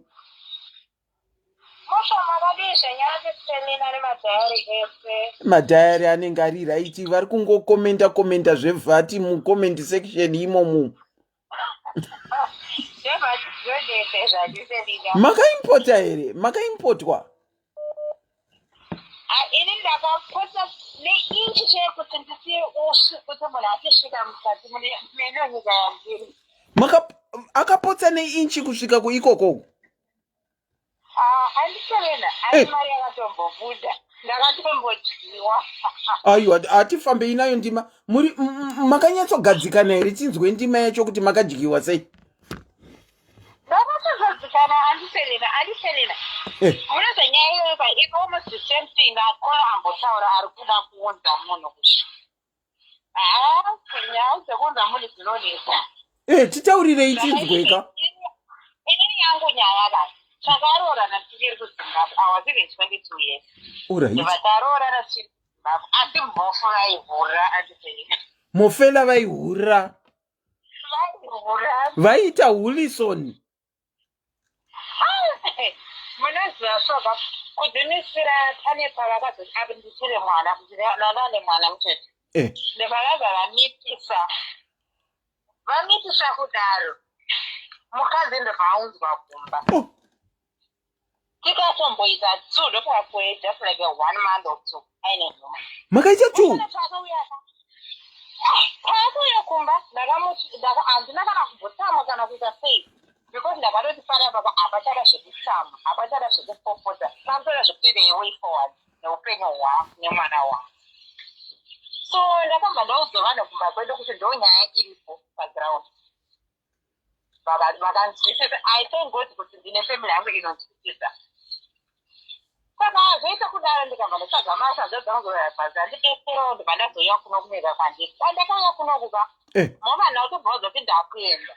Ndakavaudza ndichiti mangwana ndiri kuenda ndichiti mangwana tisi vangu vari kuya kunosozvikora. Manga muchiri kugara mese namhofu here waunotadza kuudza kuti wakuenda? Tiri kugara tese asi nezuro wacho vanga vaendesa mukadzi muvanga atidzira uyu vanga vatora jadzi yavo nemunen'ina wavo vakati ndakunomudzosera because handimude. Ndikati unogota wamuda sei waimukwira munhu ane nhumbi yako zvikati handimude nezvakangoitika ndikati fine. Hold on, kola imbomirai. Saka pamakange matuwa pamakugariswa muri 2 zvaifamba sei panhingiriki Jigson apa? Aizvifambisa sei murume wenyu? Zvakaitika mofuka vakati uyu auya 3-2 vakabva vamurepe anga kugara like mune rimwe spare bedroom ariko kwendiri kumain bedroom kwangu handina kumbombuti asi mhofu vaisaenda uko. Zvino mainini manje vanga vakuda kuita kunge kurwisana neni mazviona vosve kutanga mhofu akabva kuti uri kuenda kumusha mainini vakati ndinogoenda kumusha sei avo my girlfriend akuenda kumusha. Mhofu akati no mukadzi wangu haende kumusha. Ndofa ini ndaingoona zvinhu vanhu vachinetsana voga ndikati handipindire nyaya idzi asi vafanira kuita seplan B because mhofu akasvike kutanga mhofu vari kuramba vachihura. Saka handina kuda kuzvipindira nyaya dzavainesana vakadaro kudzimisira azoitakurwa aendeswa ndimusha kwavo. But pavakazomutakura kuendesa kumusha kwavo it was too late because ini ndanga ndatofixa mapepa ekuti ndichitira ndege yangu ndaibatsirwa nefamily yangu because ndandavauti. Saka makaudza Giribetti kuti muri kuenda kwamuri kuenda sanhasi muchienda mangwana? Exactly. Giribetti wamaigara naye under the same roof? Under the same roof ena anoti mbokwanisa kuti aita opportunity yekuona kuti zviri kufamba sei because process yakawanda ka hanzvadzi dzangu ndaituma hanzvadzi dzangu kana kuita sei izvozvi even visa everything zveuzongozinoenda mutown oneswa zvizoita sei because takatanga kuita ndakatanga ndaona basi kunyika kuno kwandiri. So company futi ndo yainyanya kucommunicate nemaembassy kuita sei. Makaenda muchienda kubasa? Exactly. Okay, I get you. Yeah. Saka manje ndazouya kuno kugaba tinongodza rudo futi rudo ndakuma 23 years 24 rudo ndauya kuno kugiribetti vakutanga vangodinyengerera zvaraita ndichadara ndichacheke rudo munongorigarisenina ndamutora license rako kuitira zviya kuno kutongochinja zvinenge zvaanani kungotiuite kudana ndakutotanga kuita zvimaprocess kuti ndaura kuti asiuya inoita mamedicals munongoza mamedicals emazano dhurasini mari kuda muhwe mangu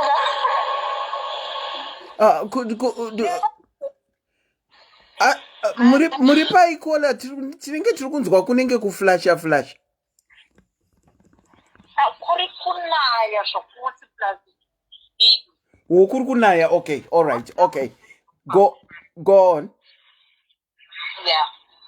Saka zvazvisa kuda rudo pandiri kumotumira mari zvichidika mamedicals nepo munhu asvika mamedicals handisenena ari kudya mari nemagirlfriend moma ndofandati rega gore rapo ndikati rega ndidzokere kumusha ndinoona ndadzokera kumusha aufa zvapa hapana kana mamedicals akaitwa license hapana zvese apo nanamutumira semari yekutsvaka images passport munongoza maimages aiitwa ma300 mari dzepasi mari dzepasi pemuti ndamotudzira hapana kana chatorwa maweekend ndeunda yati ndikamufonera angoti ndanoenda kumusha network inonetsa kani apa anenge aine girlfriend aitodera kamakoza ndabva ndamborama ndikandadzoka futi kuno ndatanga zveprocess dzekumutumira mari pawestern union munhu yangu ndachibva pawestern union here anobva kutokutuka futi kuri kututirwe mwana asingachengete kana aiziva kuti handichengete mwana nekuti haura musiya kwakwedu asi rudo ombonyengererwa iwe ndobva ndakutanga zveprocess ndatanga zvekumitika process kuti asiya kuno visa rakasatraika but ndaretori apply abuna rakutaa kuti ndimutengere tiketi kuita sei neimwe spirit yakamuti enda kumba ndakaenda kumba ndisina mbobhira ndamuti I fly all the way 2 days on the way ndisina kumbomudza ndikuya kumusha I remember iwe unenge unoita zvechihwande stereki iwewe kuneana kuzoita sei because unenge wakuziva munhu une kerudo okay mari dzese idzikabati inhauye kuti unyongosvona zvimwe zvimared flag zvatiri kutaura izvozvo saka unongomboti kuti ndiri kuya exagerata zvineri kana kuti chii saka umbotirwamboita chitaimira wega unoti zvakufamba sei okay maona manje handisere kubva wakwira asingazive mbva waenda kumusha paya remember paairport mangu achitoti ko hapo panapa arifi ndikati handingambomuudza mai mwakatomboti sokoti unoregere kumuudza kuti mudzi ndikati mai muri kuziva kuenda kwandikaita munhu handisana yazozvira mama ndinokutambosa ndinavo zvakawandisa ndikati ora ndichamuudza mafenfen ndakabata kombi ndakaenda kumba kwaaigara kunosvika ane mumwe musikana atinyorodzaura kutokuroora meazi angabva kumba hamina kushambva here kwangabva mumwe ane dhiko rendiwo futi haipapo ndopareva ndachisarenza nepassport neunanazondisosa kuemergency passport kechi rwechipiri ndichingodyiwa uchingobhadhara chete emergency passport pandakazodzoka haakambona kumbonyengerera ndobva ndamboda zvekuita 4 ari futi ndambonyengererwazve namai vake sambondinyengera futi ndobva ndamboda zvekupama ndakazoti rega ndichisiyana nazvo saka zvekunza va zvekuimpota nezvi ndinoona zvinonetsa apo kana mwana haachengete zvake iko now is like 10 years down the line iko nezvo ari kokusouth uko ari kuita iko nezvo anotombondifonera kona iwe ita tichigara tese akati tigare tese ndinozoti kana wane zvekugara neni uchiya kunoku no problem enda kuembassy ugadzire visa rako uite everything wouya kunoku kwete kuti ini ndikuitirezvo abati no nditumire mari ndikandorama ndikutumira mari kuti zviite sei ana hauchengeti asi uchiri kumudako kuri kunzi agadzirisa zvinhu auya azviimpota yega ikoko uchiri kumudako handisanyena iko noti handisani because ndatone mentality yekuti munhu hwaaitaka plus South Africa kazvirwere vamwe kunyika dzatiri kunovoka ukangonzi uri positive chete zvamba zvatopera okay zvinenge zvamba zvatopera ende tinoita mamedicals every 6 months saka ndakanoti ndaenda ndokuzvitsvagirawo zvakawanda because chinonyanya tindiboa kana mwana haachengeti ukakuza unotadzawo kana kuisa dhola chero kuchengeta mwana anokuudza kuti iwe handini mai vacho ndounomuitira uye uri mama vacho unotadza kumuitiro sei obva kuza kuti hore ita ndiuye ikoko kana ndinozongona kunge puresha kayaya kuda kungoti ndibhoa hangu uri maopportunity anga achambotaurwa payo asi saka nhau dzekupota idzikalike sisi vari kubhotera kuti munhu aitombongapa mared flags achiri kuzimbabwe vari kungwati anozochinja my sister rudo chete rwaunenge uchifila pane munhu asiri kufila the same way neyauri munhu ari kudanana ega ndo zvacho ndokandinokuziva kuti unenge uchingodananawo nawega zvako vamwe vanhu achingotsvaga mikana saka ausambounza munhu avaregedze hanzi musambounza munhu kola vari kuvanaretawo stori yavo yekuti echetenda eji vakaroorwa vakapinda mumba vaine nhumbu vakaigirwa umwe musikana aigara kuspare bedroom uko vakaita 2 vachiri vadiki kuti mwana wokutanga asati atombozvarwa vakatenge vatu saka pavakazoenda kunyika yavakaenda kwavari ikokuko vakatraya kuprocesera Giribetti mapepa ka2 ekuti auye Giribetti asingaprocesa hake chinhu achidya mari saka vari kuti vakapotsa vaunza Giribetti asi naikola dai kuri kunzi makamunza munofunga kuti chii chingadai chakaitika inini sekuona kwangu dai ndakamunza ndingadai ndakatosiiwa all the other way around ko muri kusekeiko mofu wacho vanoda madhiresi mofu anoda madhiresi vanenge vachitanga kauswit kwaurika zvekuti unobva handiri kudiwa panapa kuti mari inyatsobuda kana kuti zvinhu zvinyatsofamba ivo vachiziva usoro dzavari kuita saka iko zvinambovatumirawo kana mari here wedu kana iwo handitumire munhu asingatombofunga kuti ane mwana andiselina asi ukanovhunza mwana unzoti ndo zvandinokuza kuti unofanira kugara tese ifa ndiuyeko kuti kasa iwe kana chida kuuya kuno kuprocesa wega uye nyika izi yangu kuprocesa pako uye asi kuri kunzi auya munotogara naye kakola aiwa hazvichagoni because imagine 10 years ka pa 10 years dzese kaya to 5 years mwoyo wangu waimborwadza ndikamboenda kumusha chandotombonomutsvaga kana kuenda kumba kwavo kunoona mai vacho ndichisinga magorosa aita sei asi recently mwoyo wangu wasviba naye wasviba but pamaimbodzokeera paya mukuziva paya zvanga zvisingaitike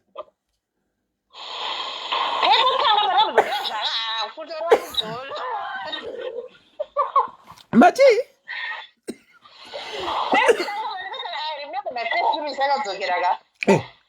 unenge wakakamwasi uchida kuti munhu wako mazvona asi sevhisi yaitoroveka automatically yaikagara kwake neundoizvikaumba kwenyu asi kana wangoona munhu wakambowadzana naye pane kamwe kahana kanongoti giti zvekuti unongeri kana munhu wakutongotambanudza nikirikini maenvelopes wega especially like my high school sweetheart iwayaya ale kutanga watanga unenge uchingo ndo vakakuguma mulavhe launchi unopinda murudo zvese musoro nemakumbo zvese hanzi first cut is the deepest you see saka yenge iri first cut yenyu saka yakaenda deep saka asi vakauya vakagadzira ndinoona muchigara nawo ini aiwa hazvichagoni ende nyangoka unoyatsona kuti haatombokwanise kuti auye because mari yacho haatorina uraiti variko kucape town uko kunonzi kucape town kwerego kurege city ndokwavari ikoko anyway ikoko nepasipoti dzandakavatoresa ndokwavari ikoko uraiti upenyu wako izombokakabata pasipoti aiwa kona wakapona neburi retsono thank you so much for sharing your story I guess mumwe munhu atodzidza plus anti vaya vanenge vane similar story neyako vatodzidzawo zvavadzidza ipapo take care and very kana vaitoda kuti murume wavo auye avari kuti murume wavo ngaaite process yega ngaashandise yake mari momwe because munhu vanhu vashava vanozosaurara kuti andiseleleke ipapa nepamari kai apedza munhu asanga kukudza rapoti nemusoro udare asi kushandisa mari yemunzi ndakambokumanikidza imagine kuti munongoziva nhau dzediaspora kuti mari hadzindi nyore kuwana mari munhu okuziva ndakambokumanikidza ende ainge asina mukana mumofuga nai asina mukana rafu vana mofu ane chihure nerafu zvese aiwa aikona vese aiwa ngatiregere kuti ana mhofu ainoti vese but vanozongochiza zvimwe 2 minutes zvokutoisha kuti yezvi wow thank you so much for sharing your story Kola take care anditi all right take care bye vakomana tinenge taona iko zvino varume 2 vasheya nekuunzana Kresencia zvinenge zviri kungoendeka kuunzana Kresencia kunenge kune kadzati zvekuti zvinongoendeka asi kuunzana Giribetti vanenge vachirova 2 noti dzega dzavanenge vachirova vakadzi vese vafona apaka vari kurira nekuunzana Giribetti zvoitwa seiko weduwe mumwe mubvunzo wandaa kuchibvunza kwamuri ikoko kuti muzoimpota hakuna here Tinokuchingamidzai pachirongwa kola makadini? Hello? Hello? Makadii?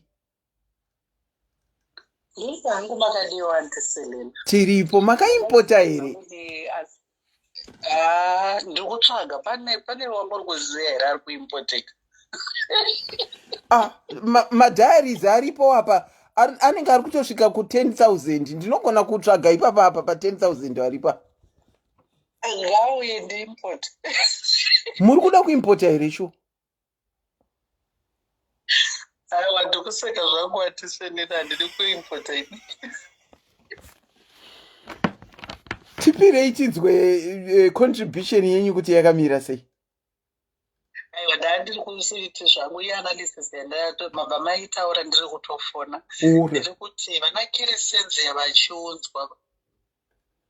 Vana Kresencia vari kuuya vanouya vachibva vagara zvakanaka vachibva vateedzerawo mitemo yekuwirirana kwavanenge vaita nana Giribetti. Asi reko vana Giribetti vasingazozadzikisi chinhu chavanenge vawirirana nana Kresencia pavanenge vachida kutorwa nana Kresencia. Inzwai mhofu vaivava kutopopotera kudai totuka munhu kuti ndiogaudi pamari takumanikidza here. Tifungai kuti ukaunza Giribetti wakadaro chokwadi unopona. Namwari unogara uchingokandwa kamashoko ende unogara uchingokoromorwa mari chete. Asi vana Kresencia vakauya aiwa vanouya vachibva vanyatsa kuita vakadzi kwavo vachibva vaita sei.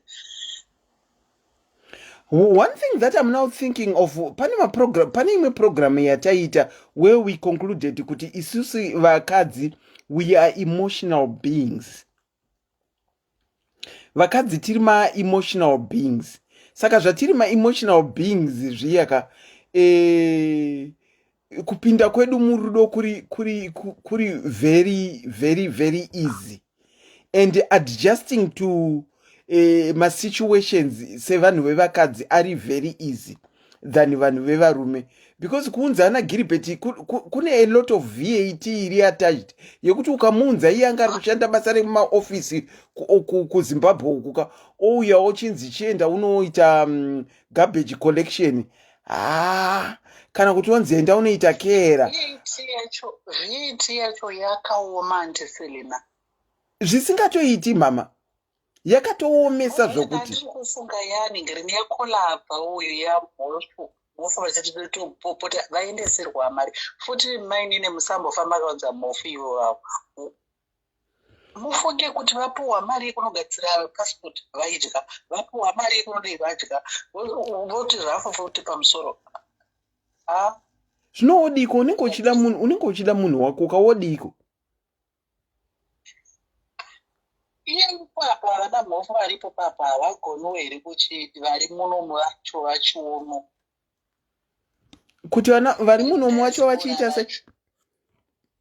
Vana mhofu vacho vari kudiaspora vacho vachionewo kuti vese vakaroora vese varimo vachiono munin'ongo. Vachioro munin'ongo. Ana Samaita tochiti ana Samaita nekuti ana mhofu vataura zvavataura pamusoro paana mhofu. Ana Samaita mama vari kuchema kuti hamugonewo kuona munin'ina anga achitaura here kumashure okudyirwa mari namhofela asinganogadzirisa passport.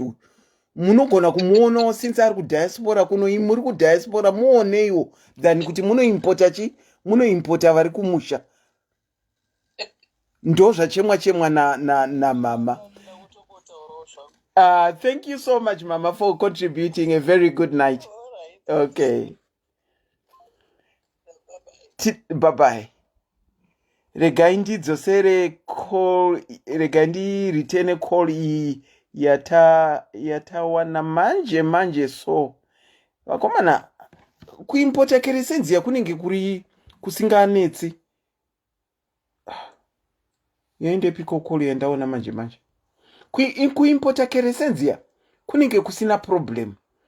Asi kuimpota Giribetti kune ma problem. For the why?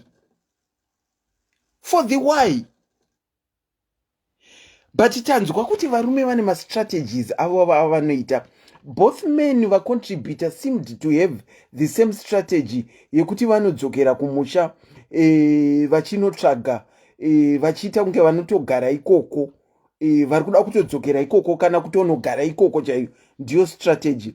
Do you think as women that are intending to import we can use the same strategy and it will work?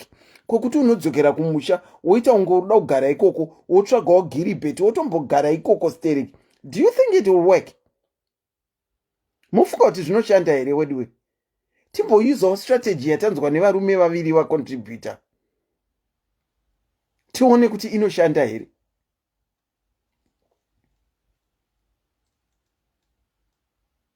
Nekuti mari dzevisa handinyore vakomana, mari dzevisa handinyore. Wounza Giribetti anoti apedza kuwana mapepa ake. Alright, ndandauda kutaura ndinokuchingamidzai pachirongwa makadini kona? Tinosimba SIS MELLY makadini.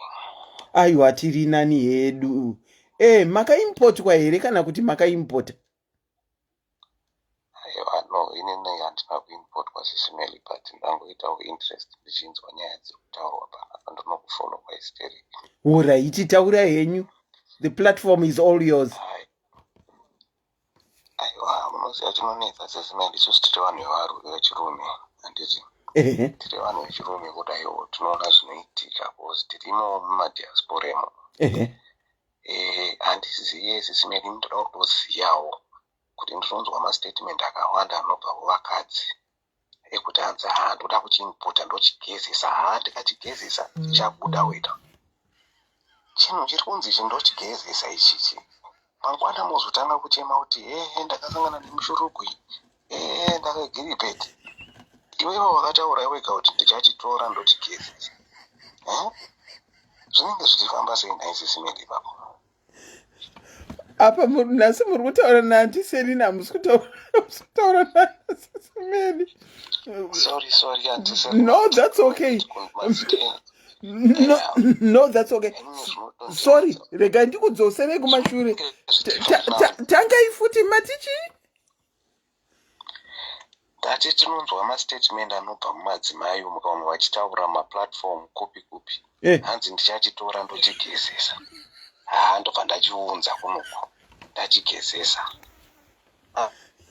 Handiti. Muri kundinzwa here? Ndiri kukunzwa. Ndikati tinonge tichinzwa akazvichinzi ndochitora ndochigezesa. Kana ndachigezesa ndochiunza kuno, unochiramba asikana unochaya kana ndachigezesa. Saka imipe vanhukadzi munei muchiti chii baba pamunei muchiti ndochitora ndochigezesa naSIS MELLY ipapo? Zvakuda kako kuti ivo vakadzi vacho vachipindura mucomment section umu. Hanzi nehanzvadzi yangu tinokunzwa hedu muchitaura tiriko kumabackground uko. Hanzi munoti ndichachitora ndochibvisa kuAfrica uko ndobva ndachigezesa ndochiunza kuno. Kana ndachigezesa chinenge chamira bho. Unozochida here? Kana ndachigezesa chinenge chatochinja. Hanzi chiko chamunenge muchitaura kuti chacho munoda kugezesa. Vanenge vachitaura vanenge vachitaura imi hanzvadzi. Iyo number one question and then my second question yandoda kunzwisisa futi kwani, because tiri kuona dzimba dzakawanda dziri kupwanyika, vanhu vanenge vakaroorana potoita kana 10, 15, 20 years vari vese, especially mumadiaspora mekuti vakadzi vanobva itsinoziva malaws ema-first world countries, they support women more than men. And because of that, you find kuti a lot of marriages ziri kuparara because the women know how to abuse the system. Okay. Because varume, they don't get as much support as women, especially in the first world countries. Okay. Yes. And we find kuti varume panonazoshaya vanhu, because there's a lot of funding even in my government services dzevakadzi vanenge vachingonzi vari kusapotwa this, vari kusapotwa that, but kuvarume hakuna, you know. And zvinongoti tambudzawo isusu varume kuti saka zvinonge zvitimbofamba sei ipapapo kuti funding yese. You know why, Kusina? I'm speaking on my own behalf. I'm answering the question yekuti you'll find kuti funding dzinonzi kuvakadzi. Imimi varume, you decide to keep quiet. Take for example, tiri kudiscussa apa.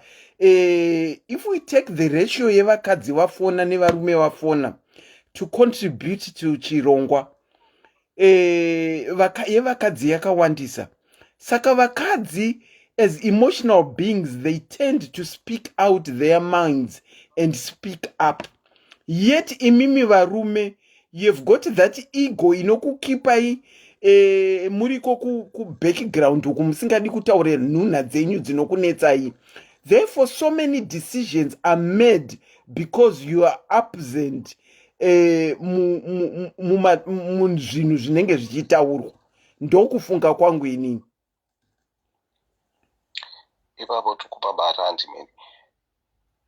But munoziva kakukura kwatakaita isusu techingonzi ita semurume, you know. Yes, that is it's a given yamataura yekuti women are emotional and isusu zvinonzi men we are physical. And statement irorero munoziva everywhere I've gone, I've come across that statement yekuti men are physical, women are emotional. And it's kana zvichinzi men are physical, munoziva anti-America. Ndinogona kusangana naKresencia nhasi. Handiti toita zvatinoita. Handiti ndotopinda mutoilet ndogeza maoko angu ndotogeza ndotobuda. Ndotopinda mumota mangu nekuenda zvatopera, zvatovhara. Handiti because we are physical, like you said. Yes. But women are emotional. Handiti vakadzi munokecha mafeelings. Isusu varume hatikechi mafeelings zvekumhanya. Maona. And pamwe pachona munoona dzimwe dzimba idzi dzinoparara nekuda kwekuti murume is physical like that statement says.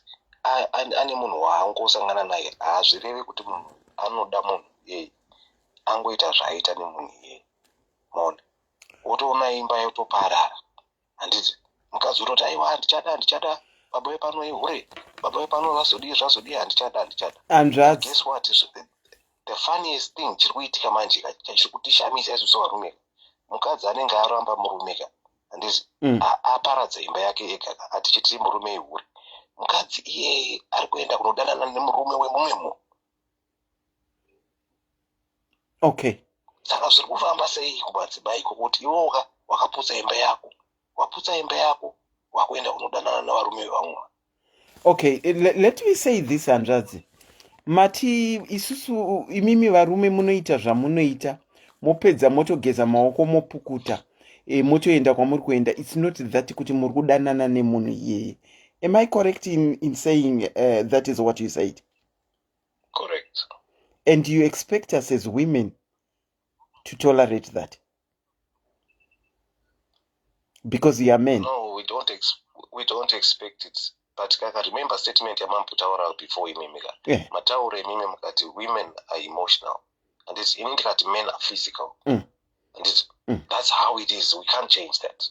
Yeah, we cannot change. But mukanopinda muna Kresencia number 1 moita zvamaita zvimogeza maoko mopukuta monhingirikira. Ini ndongoramba ndakanyarara. Munotsvaga muKresencia moita futi the same. Ini ndoramba ndakanyarara. That's not right. And zvamazotaura kechitu muchienderera mberi kuti you'll find kuti after women va destroy marriage dzavo vari kuwanikwa vachinodanana nevarume vevanhu. That's bad and that's wrong. Destroying your own marriage to go and destroy someone else's marriage. Uchidanana nemurume, I don't support. Personally, I don't support such women. But ndizvo zvacho zviri kuitika. Okay, let me say it this way. In as much as we are talking bringing Anna Giribetti, if you look at my topic, ndati bringing Anna Giribetti kana kuti Anna Kresencia, But because we have got a bigger number of women talking about bringing ana Giribetti, tinoita kunge imimi tiri kukurovererai tisingarovedze vakadzi. Tikawana vanhu vakaita semi vechirume vanouya vachitaurawo zvinetswa zvavano sekuya kumuchitaura kuti vakadzi vari kudestroya mamarriages avo only to go and destroy mamarriages avo. Tinowana simba rekutaura kuti ipapo pamataura zveshuwa. I do agree with you. We know as women we seem to be talking about ana Giribetti vanoita zvechihure, but truth be told, vakadzi vari kuhura big time, especially married women under the disguise of marriage. Vari kuhura big time. But imimi varume hamutaure nezvazvo. Saka isusu tinongotaura nezvenyu nekuti zviri kuitikirwa kwatiri. Asi imimi tikudawo kuti mutaure nezvazvo zvamuri kuona zvichiitika zvechihure chamataura izvozvo zvekuti vari kunodanana nevarume vevanhu. Taurai tinzwewo.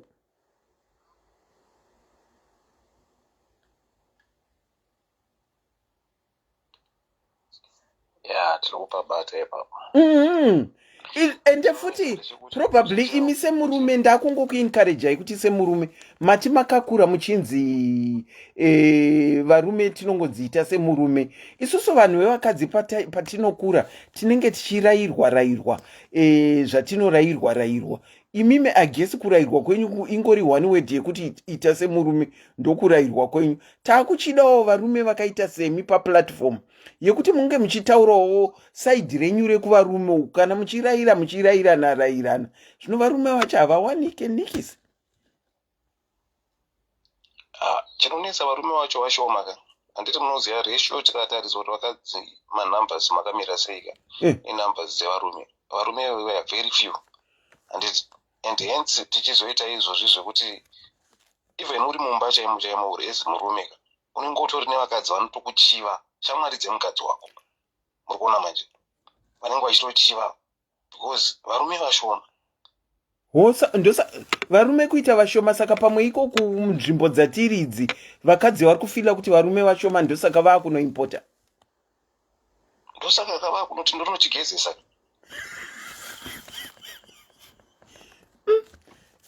Regai tichitongoti regai kana vari vashoma regai tichitongoti varume vakadzika moimpota yenyu. Munoziva matinofamba umukombo pane mumwe muti munopinda soka kana muedza mumabhawa mumachiru unosvika unenge uchitoziva kuti uyu murume uyu pavanhu vari panapa pane vanhu vake 5 vari panapa ende vanenge vachiziyana vakadzi vacho kuti isusu tisu tiri kudyiwa namhofa. Handiti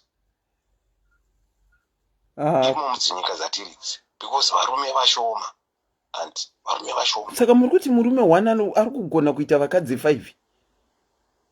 Aikaka. Saka regai havo vanhu vanoimpota kumusha.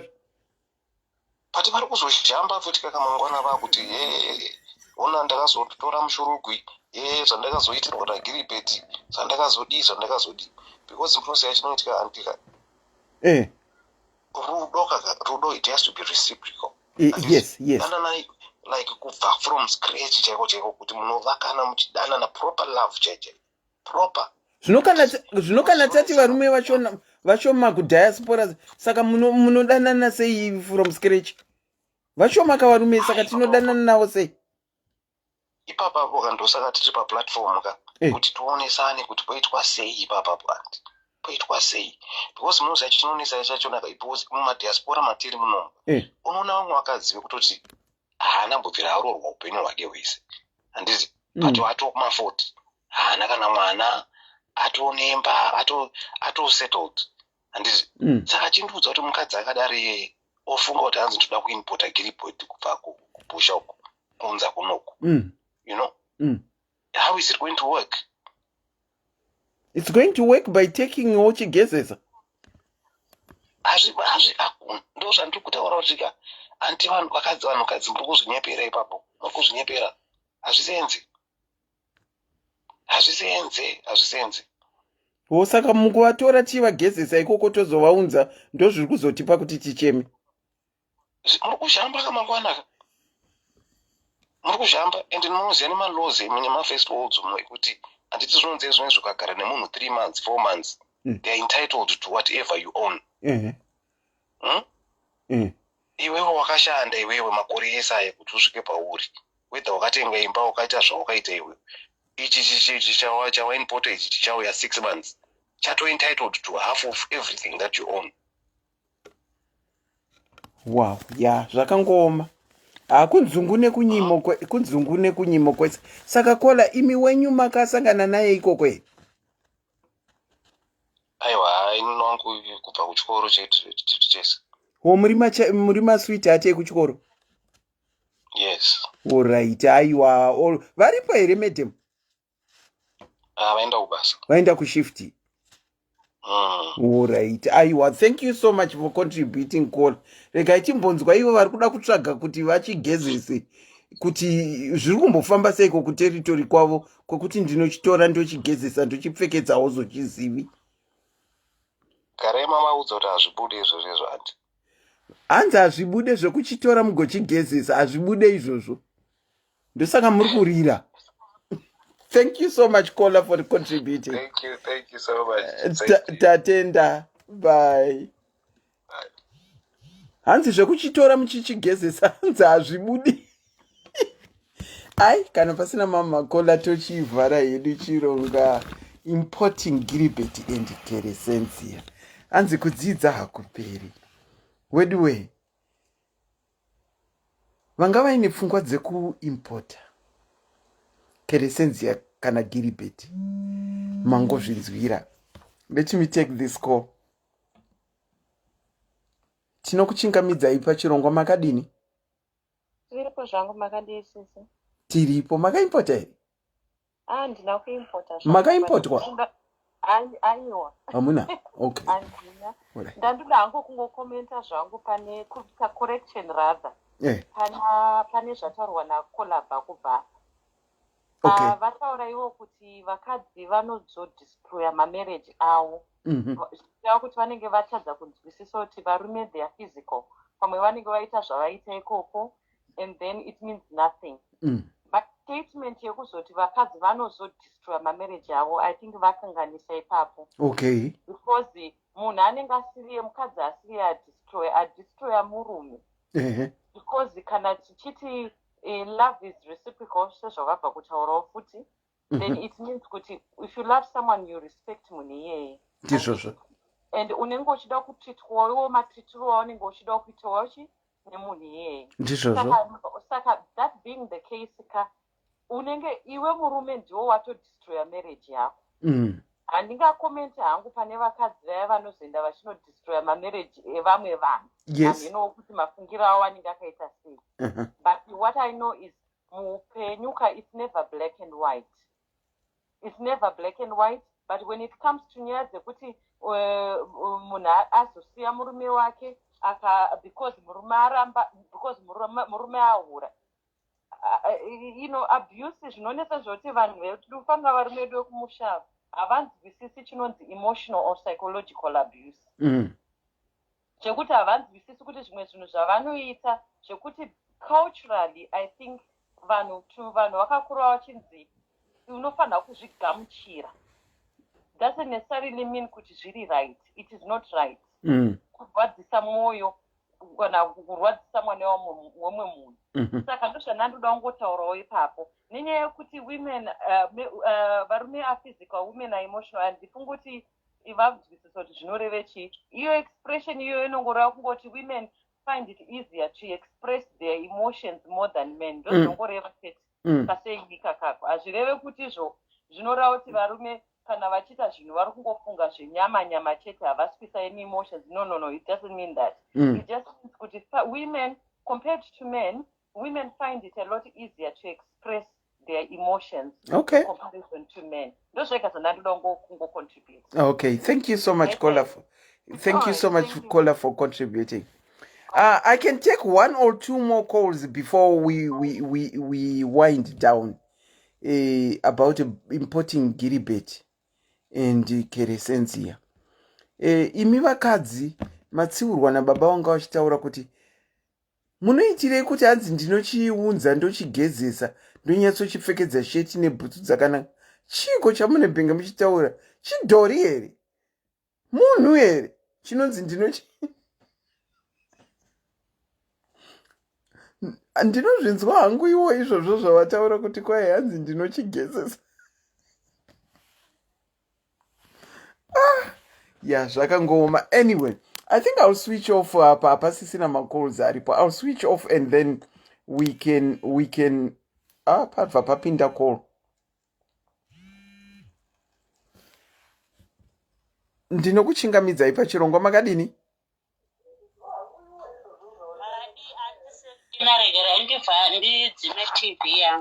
Alright, aiwa takamira hedu dzimai. Good. Aiwa ndaita lucky name handiseli. Ndanga ndakutodzima foni ipapa makaimportwa here. Makaimporta? Aiwa ndakazviuyisa ndega. Makazviuyisa mega? Ya, shure kwokunge ndanga ndamitiswa hangu bandarambwa, bandatotizwa bandasiwa. Alright. Bandasara bandapika mapieces angu. Bandazozviuyisa kune nhamba yamuri kuona yandiri kunechi. Alright. Asi after 20 years or 15 years, munhu akazotanga kuti ndakukuda. Huh? I never stopped loving you. Apa angatoita imwe mhuri yake? Akatondichitanga agara ine mhuri yake kudhara. Oh. Yes. Saka nyaya yakapa yakazenga ipapa achitiza ka. Ini bandasara bandapika mapieces angu kazvangu bandazviitira zvinhu zvangu. Pazvabuda sharpshoot pazvanaka. Munhu kwakushanga kuti akuda kuchiuya kuno. Kubva madii paya? Ndakamuomesera ndakamuti aiwa handiti kwatete kwatakaenda kwekuziva. Chete unotsvaga tete wotaura natete woti wakuda kuroora. Okay. Motienda kumba kwedu natete wochinotanga wachajwa damage iko. Kana wachajwa damage, then tochizotanga totaurirana from there. Munhu angaende akaenda but kuzonoda kubvisa damage mari yacho anenge ainayo. Papasina mari saka haana kuzombozviita ini bandazvigarira kazvangu bandazvinyararira. Yes, ndo maitikire yangu. It's not a serious case, but ndakangozvingwarira ndikangoti hakuna munhu anouya kwandiri. Kuno kwandiri ndakazviunza ndega. I don't owe anyone. Ndakazviunza ndega. Ndiri kuzvishandira ndega. Zviri kundiitira ndega. Regerai ndisiwe vamwe vangu vacharehwa kuti kuno vamwe watokura vakatotenga dzimba vane upenyu hwavo. Takatopedza masports kudhara ndichada kuimpota munhu wei wokuti asikotanga kundiitira nonsense kuno. Asi anga indicate kuti ada kuimpotwa here? He indicated. Hanzi ndobva ndauya kwamuri ikoko tobva tagara tese? Yes. Ko mukadzi wakanga ainaye vakanga varambana? Haana kurambana. Kutongora kuti chiti chati munhu ari kutongoda kuyambuka bridge newe. Munhu ari kuda kutongoyambuka bridge newe munhu iyeyo. Saka makakurumidza. Sorry, go on. Given zvimwe zvandaiona kuno kwandiri ivava and I never stopped loving you. Ivava vamwe vakateerwa vakadzorerwa kuZimbabwe uku vari kutambudzika. Vamwe vakauya kunoku vakasikotsvagira vanhu mabasa vakapinza vanhu machena. Pamwe unongoena murungu wako anenge akanaka ende murungu mukatoita kapo vanobva kudaka. Munhu uyo wepamwe vatotsvagirwa basa atopari nani vese. Handisati ndaona munhu akateerwa kuno kwane zviri kufamba. Handisati ndamuona. Wow. one. Saka nyaya idzi dzekuti unounza munhu kuno impota munhu ndinochigezesa ndinozochidi kunoku kwacho kana uri wekuroorwa ka kwauripo unongoroorwa unongowana munhu. Aiwa, but they never stopped loving you. Kasaka ikoko kwacho kwavari vanongowana munhu sei when they never stopped loving you? You never stopped loving me in 20 years. That's a psychopath. Kwandiri ndokutaura neinonzi psychopath. Ngatiende naye kana ari kuZimbabwe ngaachitoenda kupsychiatric hospital kuHarare hospital. 20 years. Asi mwana vanomuona havo? No. Never. Aha. Avawo futi vakuda kwanga kuri kuda kuyambika bridge zveshuwa. Mwana havamuoni. Vese vanenge vachida kuyambuka bridge. Saka inini hangu especially ina hangu ndahamukuru pamwe nditori mukuru kwamuri kana kuti ndiri mudiki kwamuri mbichana. But inini hangu zvandinoudza vana vechidiki. And I never stopped loving you ava. Kana zvekuti ndinochitora ndochigezesa. Kana kuti ngatidzokerane wakunza munhu kwauri. Kana zvakamboramba pakutanga zvinozonaka sei zvinezvi? Zvimwe zvinonaka. But zvishoma toda kutarisa ratio. Zvakanaka zvingani ngatise kupercentage andiselina. Zvakanaka zvingani? 0.00%. No, 5.99%. Anditi. Andiselina ngatidzidzisei vana vechidiki vari patiri kana kuti isusu madzimai ngatidzidzisane kuroorwa chinhu chakanaka. Zvakanakisisa chaizvo kuroorwa. And it's nice to be in love, but never be in love or get married for wrong reasons. Kuda kufadza vanhu. Your happiness. Ndofunga imimi kunyika kwamuri ikoko UFC veganda jena. Kana asina kuwana munhu amuda ndizvozvo anogara. Vanodaro. Havana problem fanika seyatinayo isusu yekuti takuricha a certain age andisati ndaroorwa. Here it doesn't seem to be that much of a problem. Problem iyoyo personally hangu seeing vanhu vari around vandinoona vechichena vasina kuroorwa inenge problem yeku-continent yeAfrica uku yekuti a woman should get married. Ndo makudzirwa atakaitwa. Takakudzwa tichinzi tinoroorwa tinochengetwa nemuromi ezvinezvi ngatichinja that mentality. Ngatidzidze kuti isusu vakadzi tinoshanda, tinotofundawo, toenda kuchikoro. Kana ndisingagoni chikoro ndotsvaga zvinhu zvandinogona, ndoita zvandinogona. Ndoita upenyu hwangu inini ndakazvimirira. Kana Mwari vandiwanira nyasha ndawana anondida. Hallelujah, amen, zvakanaka. Saka, what are you saying? You are not encouraging vada kuimport ana Giribetti to import? Inini hangu handizvi-encourage. Zvekuimpotana izvi inini handizvi-encourage. Munhu ngaagare kwaari ikoko chakamboita kuti asare chii. Unless kana tiri kutaura kuti naGiribetti ndiri kuZimbabwe tatingatiitei dhora. Iwewe chifanoenda ndofanouya kunoku. Then ndichisvika kunoku ndichisetla Giribetti achiteera. Izvozvo maybe ndozvinetenge zvirinai. Kuda kuti wanga wakarambwa kana kuti mamuchinetsana kuZimbabwe wozoti wakuchira kuimpota mune pakuti ko vanga vasina kurambwa kana kuti vanga vachinetsana vatongotanga kudanana kuzivana mumwe ari kuZimbabwe mumwe ari ikoko kumunoti chiinavo? Vari vana vadiki here. Age doesn't matter. But inini hangu pavanhu vechikadzi kunyanya investa into men sterekeka. Kazhinji it doesn't end well. zvinopera nemisodzi chete. Okay. Kazhinji kacho zvinopera nemisodzi chete. Saka nyaya yekuimpota madzimai, ko hatina hama here, hatina vanin'ina here, hatina here dzimwe vazukuru vana vahanzvadzi vari kuda kubatsirwa, hatina here. Nyaya dzekuimpotana idzi ini handisi kudziona dzichibuda. Ini hapana hangu pandakadziona padzakabuda zvakanaka. Hapana. But handisi kuti kuroorwa kwakaipa, handisi kuti kudanana kwakaipa, chinhu chakanaka. Asi kuzviita that line, ko ikoko kwauri kwacho uri kumboshaya here.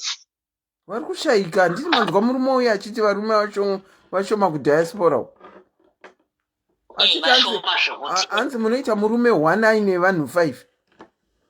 Vashoma.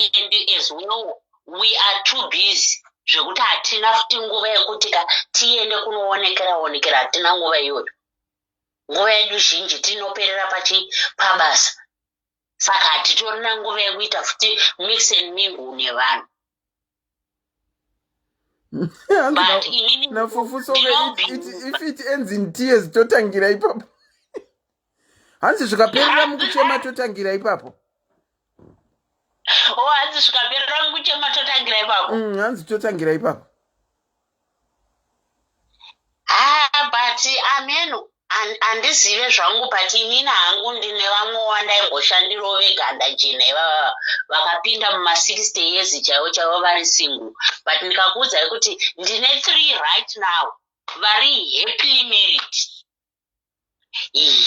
married at 60 years.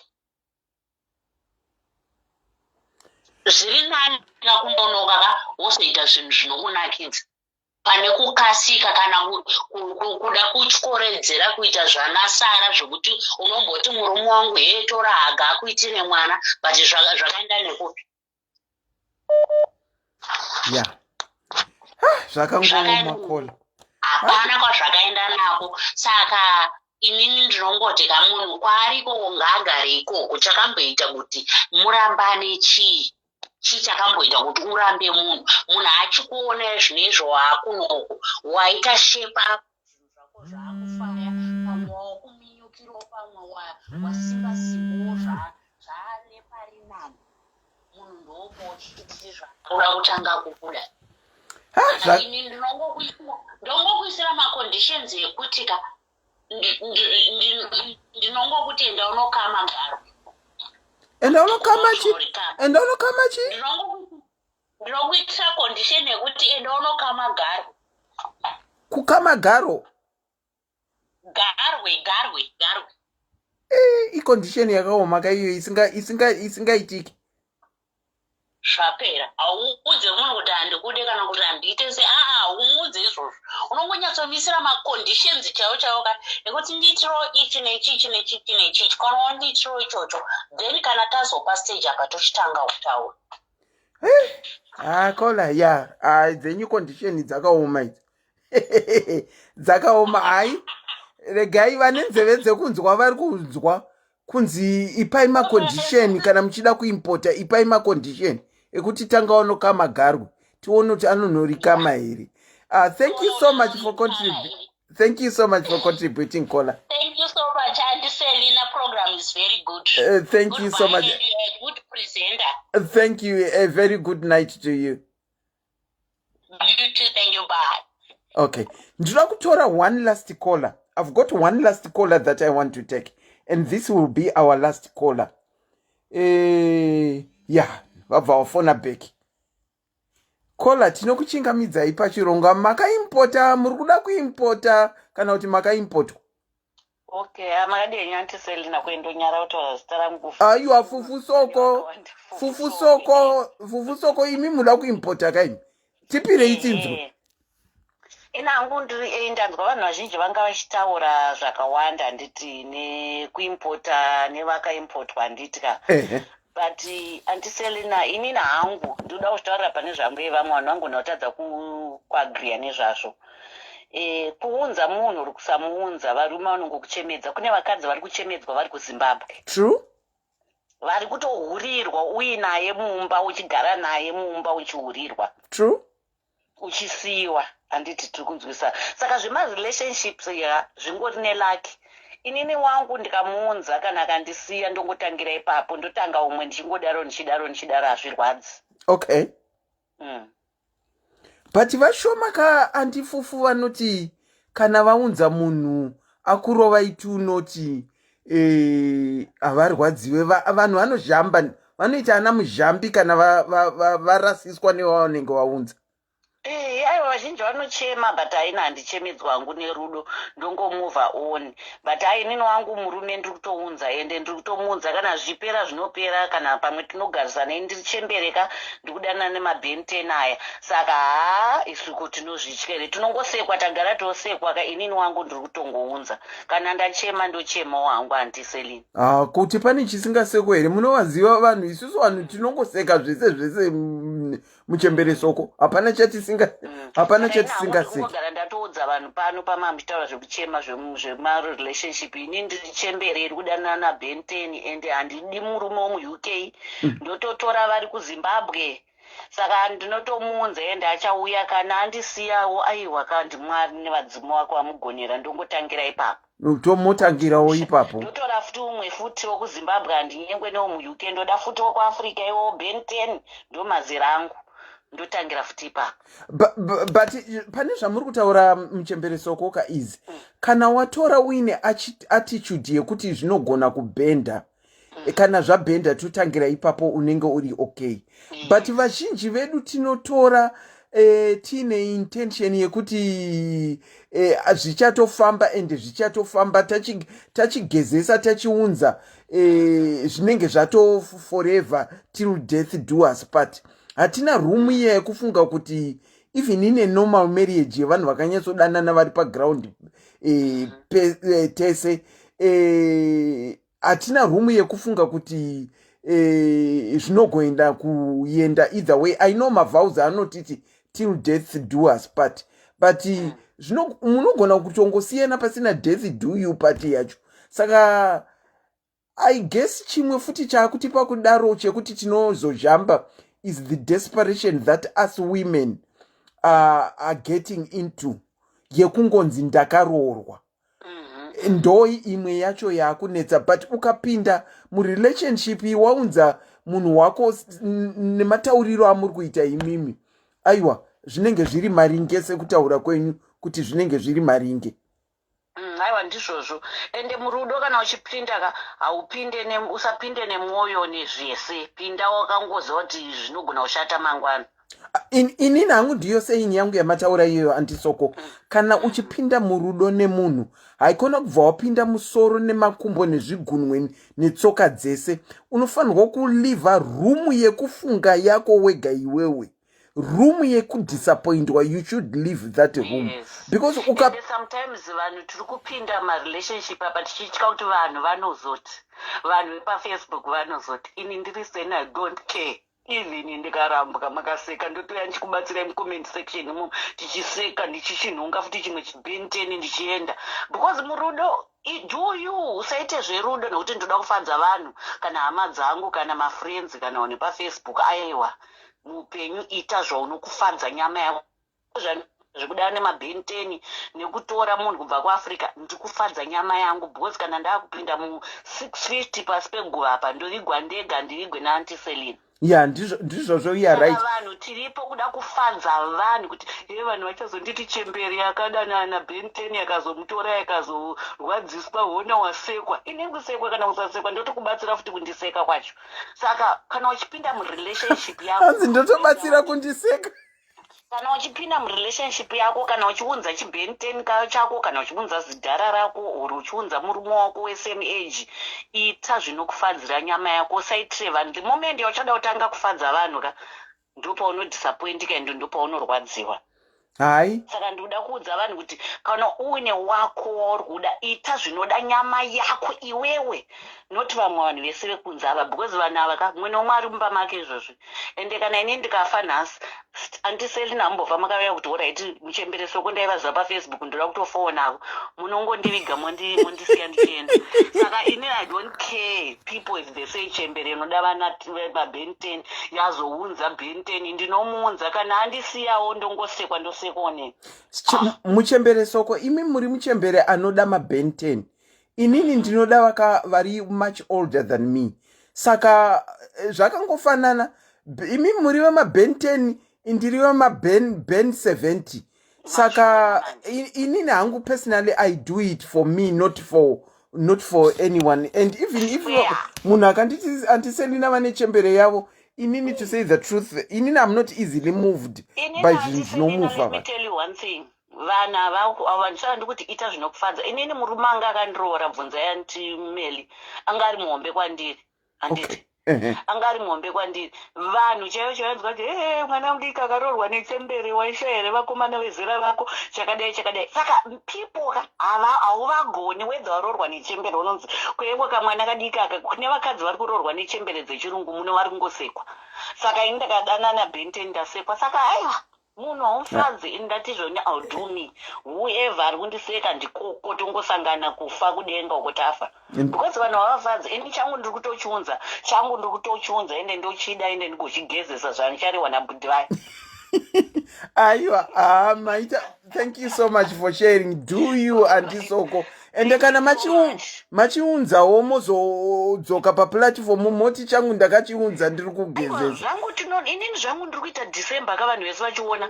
zvangu zviri kutoonekwa papublic munhu wese achiona vachiseka vachiona kana ndazochema ndozongochema andiselina muchingotiwo takambozviona handizvozvo all the best in your importation muchembere soko. Thank you so much Auntie Selina, I love you so much. I love you too. A very good night to you.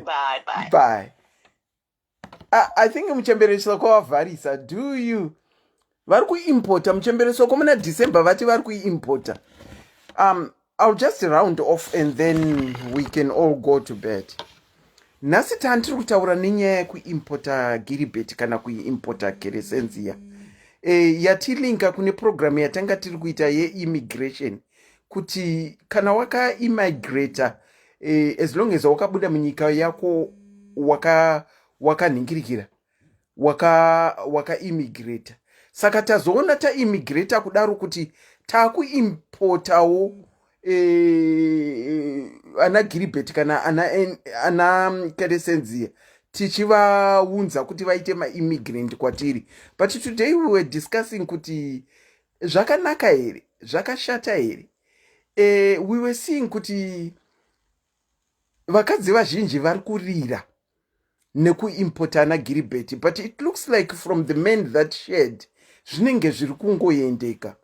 Is it because isusu vakadzi tine kacoolness katiinako and katolerance katiinako kari kutipa kuti tigare kana taimportwa? What is it? But vakadzi vazhinji vari kurira because it looks like ana Giribetti vazhinji vari kuuya vaine something behind. It's not kuuya kwerudo kuzhinji but kuuya vaine something behind. Muma incidences mazhinji andanzwa.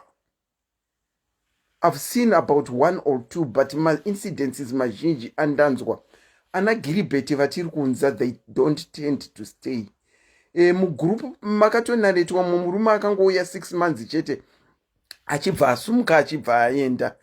Iko zvino nema conditions especially kwandinogara inini are very tough in bringing a Giribetti. The amount of money that you need yaunofana hunge murarebo good night son yaunofana hunge uchinida nezvaunofana hunge uinazvo kuti uunze Giribetti wozomuunza ozokutamba tunoti yakadaro wedu wezvinorwadza.